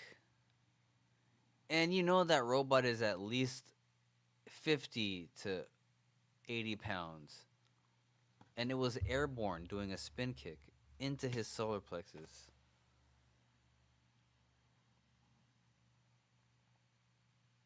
Nah, funny, dude. They're like abort mission. Dude, look at this.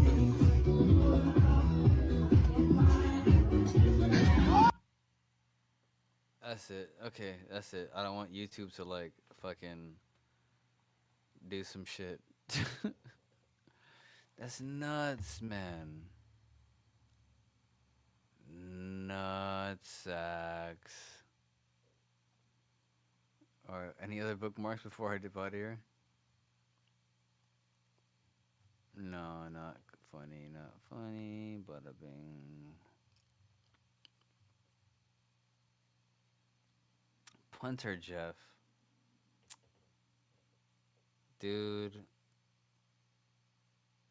Are there any?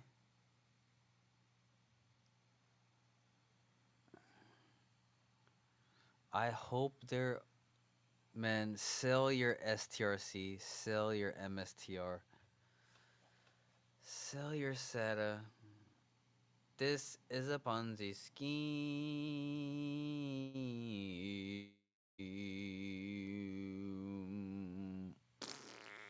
Dude.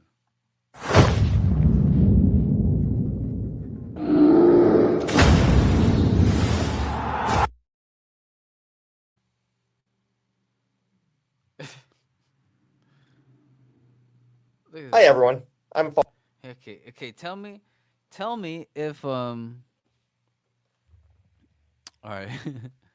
If CFB, if Sergey Ivanchilo came out of Discord he came out on X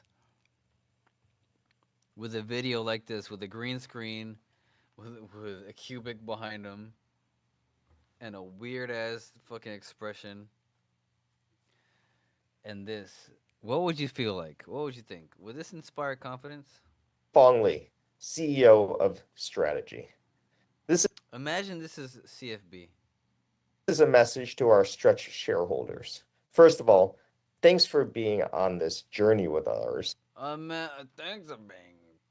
of all, thanks for being on this journey of ours. This AI Fong Lee. First of all, this is AI, obviously. This is no way. This isn't. To launch a brand new innovation in the financial markets, backed by Bitcoin called digital credit. Today, I'm asking you to all vote on a proposal to improve Stretch to increase the dividend frequency from once a month to twice a month. Nothing else would change. This should improve Stretch because it'll lead to increased price stability and liquidity. You know what? Maybe he's not AI. I think maybe he's just such an uncomfortable human being. So crawling in his own skin that even reading his lines, he's just a diarrhea person. And the changes should also help our shareholders and allow you to be paid more frequently and reinvest those dividends more frequently. The deadline to vote is 11:59 p.m. on June 7th. Our shareholder meeting to ratify this vote is the following day on June 8th. And there's a few different ways you can vote.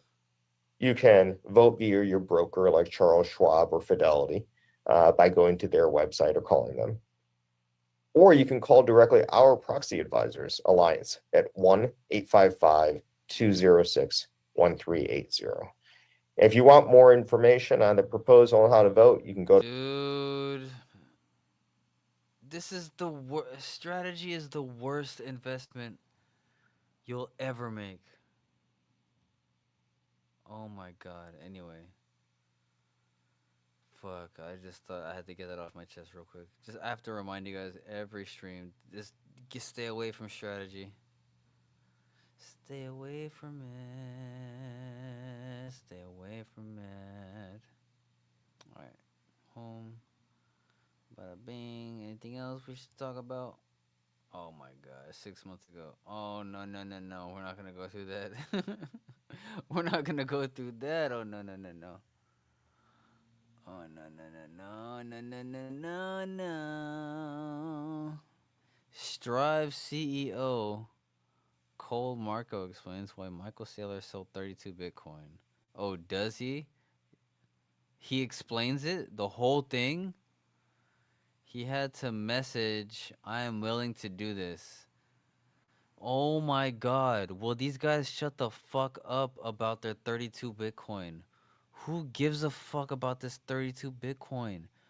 No one gives a... Dude, this doesn't even make...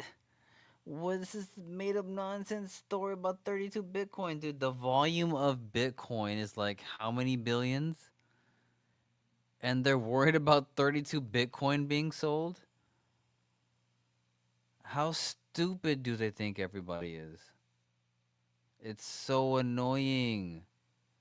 Anyway, let's hear it anyway, though. Let's fucking hear this bullshit. that I'm willing to do this, and that I'm willing to do. Shut up, stupid. he just had to message that I'm willing to do this. You know that's a message that I have no content and I have to say this. Look at my gym behind me.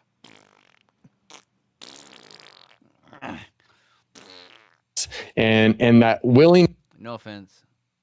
to do that was always going to come with the critics saying, "Oh, this is the tip of the iceberg. First it's 32, next it's going to be 3,200." But your goal should be maximizing total returns. Bitcoin is your hurdle rate, but ultimately the goal is you want to maximize the total returns for your common equity shareholders, and to not have selling Bitcoin on the table when it might be advantageous, I think, is not the optimal way to do that. And so selling 32, I think it clearly Selling 32.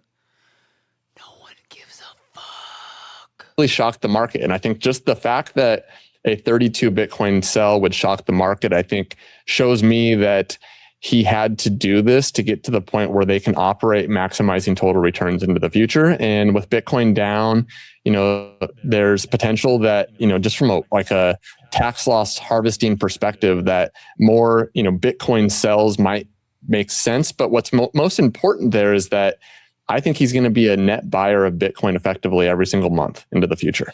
And so if he did a tax loss harvest transaction and sold 50,000 Bitcoin, and then the next day he buys back 50,000 Bitcoin, or even the next hour he buys back 50,000 Bitcoin, I think that shareholders should be thankful for that, because it actually helps them put themselves in a better long-term position.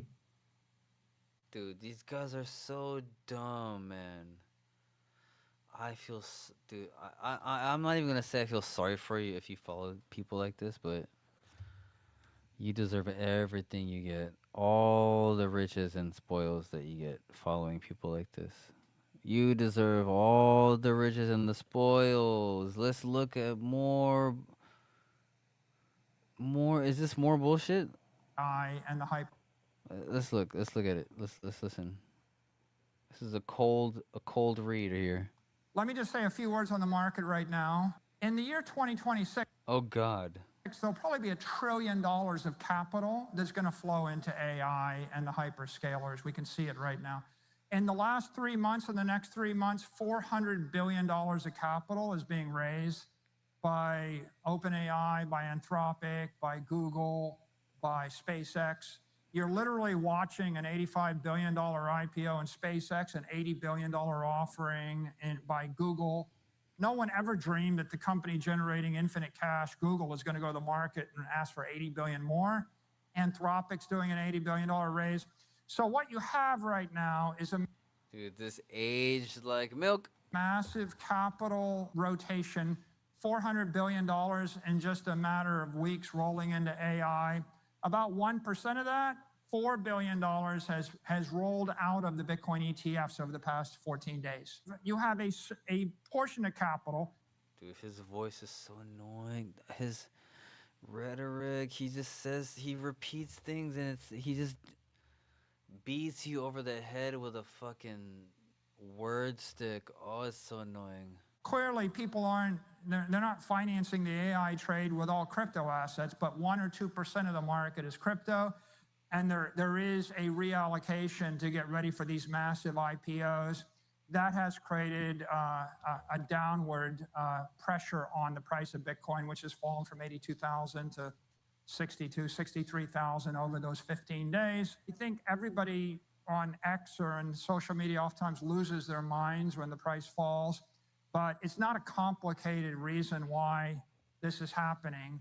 It's a massive vacuum. Every single investment bank on Wall Street is out there marketing the Anthropic deal, the OpenAI deal, the Google deal, the SpaceX deal, and everybody is got to come up with $400 billion of cash. And they're selling credit instruments, private credit, public credit. They're selling software as a service companies. Anything that looks stable, they're selling Bitcoin. They're rolling into the hot new issues. And that actually is the primary dynamic, I think, driving the market this week, this month. And it'll probably continue as long as these mega IPOs come. In the history of the world, there's never been $80 billion IPOs. And we're getting like 1, 2, 3, 4, 5. this is going to be the biggest year of IPOs and equity issuance in our lifetime. How will the market react? You can see, I mean, there's just a massive amount of volatility. You know, sometimes things surging, sometimes they're crashing. I don't think any part of the market's immune to that. This is everybody's. I don't want to say everybody's, but man, people love this guy, man. People love that guy. I'm sick. I can't wait until he's in jail. Hold on. Do you guys think? Okay. You think he'll go to jail, or maybe he'll just get sued and be poor? Maybe he'll be like the Wolf of Wall Street guy, where he'll go to jail for a while and then he'll come out and then have like a reality show or some shit or a podcast. I mean, dude, these assholes, Tweedledum and Tweedlefuck, as I like to call them. Retail until 2024. Bitcoin. Let's think about Bitcoin for a moment. This performative dialogue. This is not a genuine conversation. Here. True North, TN. Retail is it? NBC. Dude. All right. Do you see what I see? I don't like... Dude, this guy blocked me, first of all. Adam blocked you.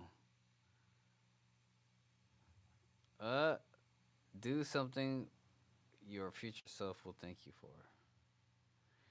Do something for which your future self will thank you. You don't end a sentence with a preposition, Sir Livingston. So anyway, this guy blocked me because he's a puss-ass nyok. So let's check out. Let's think about Bitcoin for a moment. Bitcoin was 99% retail. Look at this insane person right here. He's an insane person. They're both crazy, but he's insane on the right. Look at him. Crazy. He's got crazy girlfriend vibes. Until 2024. Now it's bad that retail's in something. 15. Isn't that weird? 15 years. Retail had 15 years to front run institutions. Yep. And then once the ETF launched, I guess you got strategy that came in 2020. So maybe you say 11 years before you front run institutions, but 15 years before there's an ETF, right? Yep. Like retail had the opportunity to figure out before institutions did. Well, guess what? The same thing's happening. The same thing's happening right now. It's like you've got this new credit instrument. It's a new category. Yeah, it's a hybrid instrument. It's a hybrid equity instrument with a high yield, but it's also highly liquid, low volatility. It's really interesting. And if you're constructing a portfolio of assets and you subscribe to Markowitz modern portfolio theory and think about like living your life on these instruments, having an instrument that's like long the underlying. Dude, he said instrument like 10 times in the last fucking 20 seconds. Instrument, this instrument. Dude, if he says instrument 2 more times in the next 10 seconds. Thing that you care about with a different volatility profile, I could build my life around that. It's really hard unless you have, millions and millions of dollars of Bitcoin. It's really hard to build your life around a Bitcoin standard. Like, I'm super happy for all the OGs that can go do that. But guess what? The reality isn't the same for people that are getting into the Bitcoin ecosystem today. Like, people don't have a lot of like free savings or money. And it's just really difficult to live on a Bitcoin standard without like different tiered risk return profiles. And they probably printed 60% of the existing money supply since a lot of these OG Bitcoiners bought Bitcoin. That's one thing. Like, yeah. Just moot point, dude. These guys are on cloud Bitcoin. They printed the print. First of all, dude, Crazy girlfriend. think maybe some people need some income because of this, and like maybe they don't have a lot of money left over because inflation takes a huge percentage of their take-home pay with just essentials. It's strange to me, like the pearl clutching about just this, this whole Bitcoin only thing. Like it's weird that you're seeing people getting upset at winning. There's no way that you can tell me that if you got in a time machine and you went back in time to 2015 or 2016 and you told the Bitcoin community, hey guys, there's going to be a billionaire who puts Bitcoin on his balance sheet and launches the ultimate speculative attack against the dollar, I bet you every single one of them would have thought that is the most awesome thing I've ever heard in my entire life. And they all would have loved it. No, these guys are such nerds. They're not cool. They're not bright. Listen to them. You won't be all right. Yeah, and tell them that they've got 843,000 Bitcoin. Right. Exactly. Yeah. And guess what? They're going to issue these perpetual preferred equities, to the people who want income out there so you can feed these different investor classes. Yeah. Like, you cannot convince me that nobody would be in love with that idea.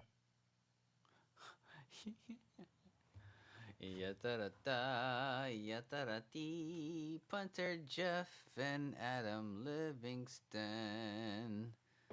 I bet they 69 each other. No, I'm sorry. Oh, I shouldn't have said that. Oh, fuck. Did I do that? Joe Consorti in the house. 492 likes. No mama's way.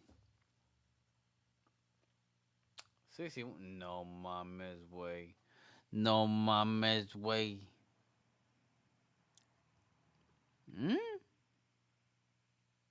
This homeless guy is in my comments section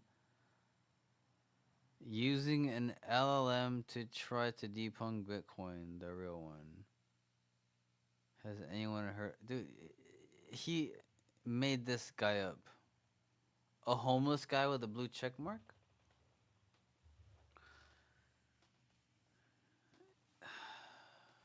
I'm not even gonna. No.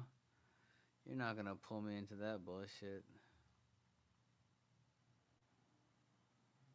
Oh boy. 5 hours ago from Revo Communities. A multi-billion-dollar project that is currently massively undervalued at $70 million. I don't think we have anyone, from what I can see, within the community that can or should take the marketing lead role. They will fail, in my opinion. We need a complete restructure. Holy shit.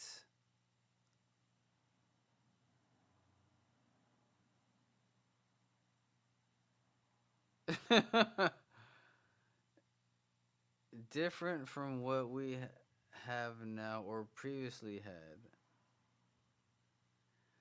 The marketing team should be as follows, and they should all be Qubic investors. Oh my god. Let's see. All right. Let's see what's going on here. Number 1, chair. Hey, I'm sitting on a chair. Number 2, X account. I have an X account. 3, live streams, X Spaces. Wait, what does this even mean? Wait, what is it? What is this? Okay, the marketing team should be as follows, and they should all be Qubic investors. What does that mean? A weekly meeting with key dev lead and if one of the members is not performing or disruptive, they can be voted out by other members. If anyone wants to contact or involve me, please do. Oh, fuck. Hey man, that's tight. That's crazy as hell. Holy shit.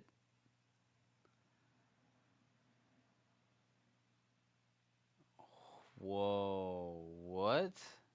What? Okay. 33 likes, 4 retweets, 1 comment. No mama's way.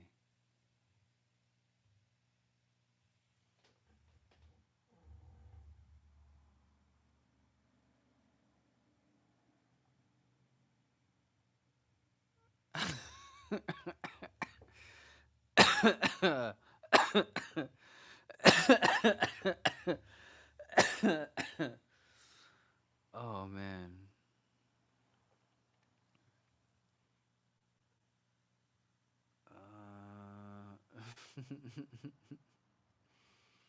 That's crazy. This kid calls Facebook asking advice. All right. Anyway, I'm gonna take off. That was that was a crazy post. Damn. Oh, dude, dude. I remember this. I remember seeing this. Like, is this AI? Like like months ago. Like the Zcash. Like this guy's like a.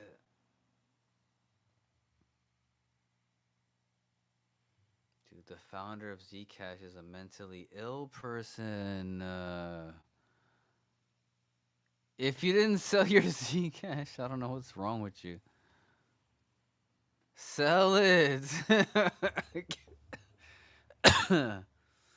Oh man, that's crazy. Especially after the bug that I just look at crypto. Speaking of homies, even my man CKJ is talking about it. Zcash plunges 38% as major bug found.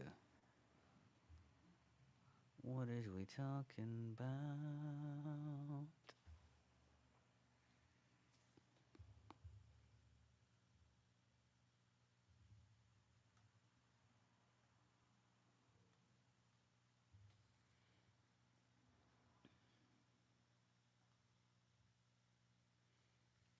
Would you look at that? Zcash is a decentralized cryptocurrency created in 2016 that is designed to offer enhanced user privacy and anonymity.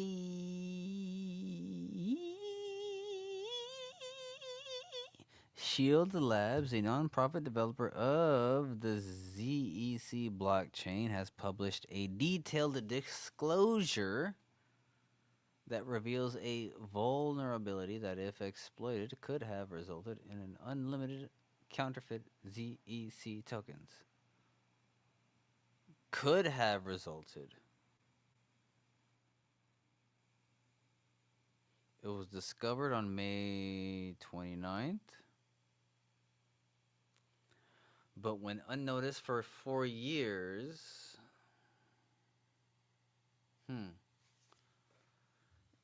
That news sent Zcash crashing. It was found by AI. Shield Labs added that it is accelerating security efforts, including a formal verification project aiming to. Oh, so nothing was.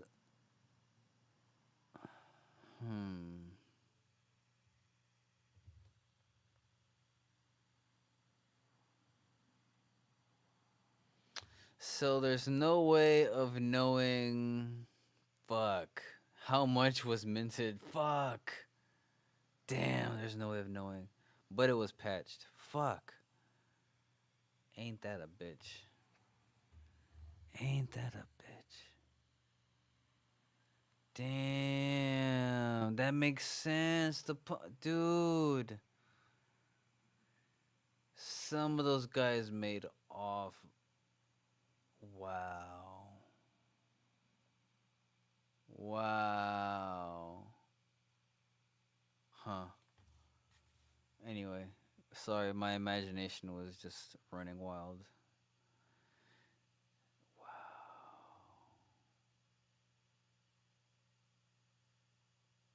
Gemini founders Tyler and Cameron Winklevoss publicly backed formal verification as the way to secure Zcash, endorsing a developer reading of the privacy coin's recently patched counterfeiting bug. Damn. Crypto's getting nuts, people. Crypto is getting nuts. Alright. I think I'm about to dip out of here. Share this tab real quick. 4 ideologies shape the Bitcoin community. Maximalists bring conviction. Capitalists bring integration. Technologists bring innovation. Fundamentalists bring preservation. This fucking AI ass post. Bitcoin reaches its full potential when these 4 forces work in harmony. Eat a fucking ball, dude. Dude, who's following this guy? Yeah, this guy knows what he's talking about. Fucking nobody, dude. Nobody is. Nobody. Nobody. Nobody, nobody, nobody. Alright. Anyway, let me check the live chat real quick. If nobody. Let me see, I'm gonna check the YouTube. YouTube live chat.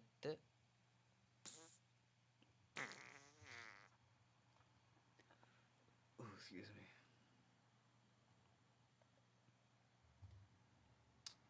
Just a moment.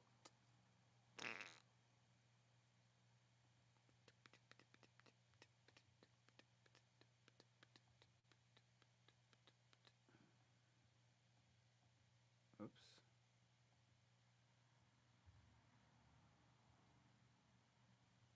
Share that. Bada bang. Is my mic on? Alright, cool. Share that. Bada bang. Is my mic on? Alright, cool. Huh?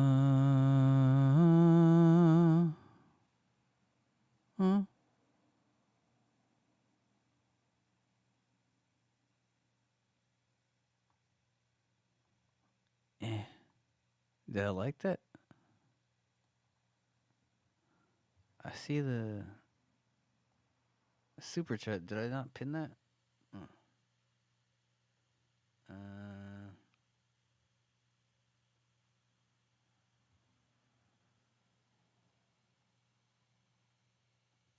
Dang. Oh well. All right. Hey, Samson of LA, what is your opinion on a? Oh yeah, I think. Oh yeah, I already talked about that. My bad. But let me see. Yeah, I don't think I see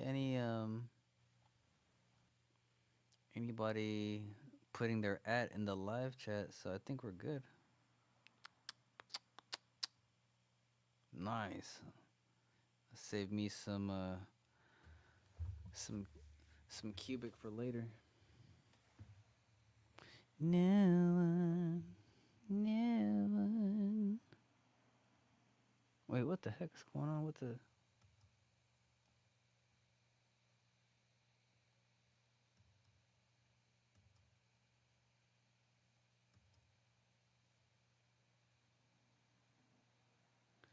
Heh. Fuck it. Close that. All right. All right, peoples, for real this time. Have a good night. I'll see you guys on the next live stream. I think we'll do the raffle in the next one when we have more people lively. All right, I'll catch you guys in the next live stream. Thank Thanks for stopping by, everybody. It was fun. It was fun. All right, which tune should I play on the way out?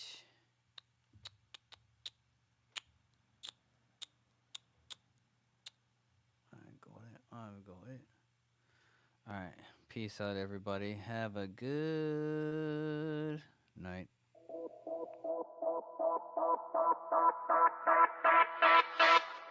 Samson in the building, we going Qubic. Yo, it's Samson on the mic, crypto KO with the plan. Riding on Qubic, fastest chain in the land. Built for AGI, we host intelligence on stack. Transactions light and fast, we never looking back. MLM on-chain game, CFB set the stage. Level up your network, watch your rewards engage. Human RWA yields, real world assets getting staked. Passive profit stream, watch your wallet elevate. Conviction projects next, we diversify the stack. Long-term vision lock, no fear of a flashback. We on Qubic, moving block by block. AGI on chain, we don't stop. Guard the robot, lemon to the top. Prefix never drop. Stack connects commission. Watch the moon pop. Samson vibe and Qubic never flops.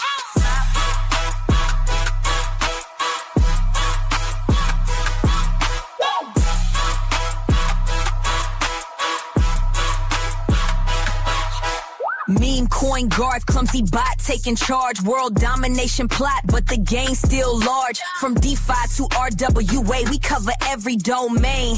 Mind paying out, steady like champagne. CFB the devs flex, game mechanics gold.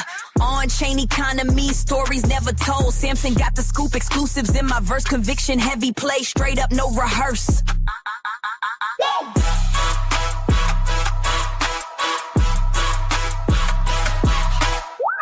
Samson's vision crystal clear.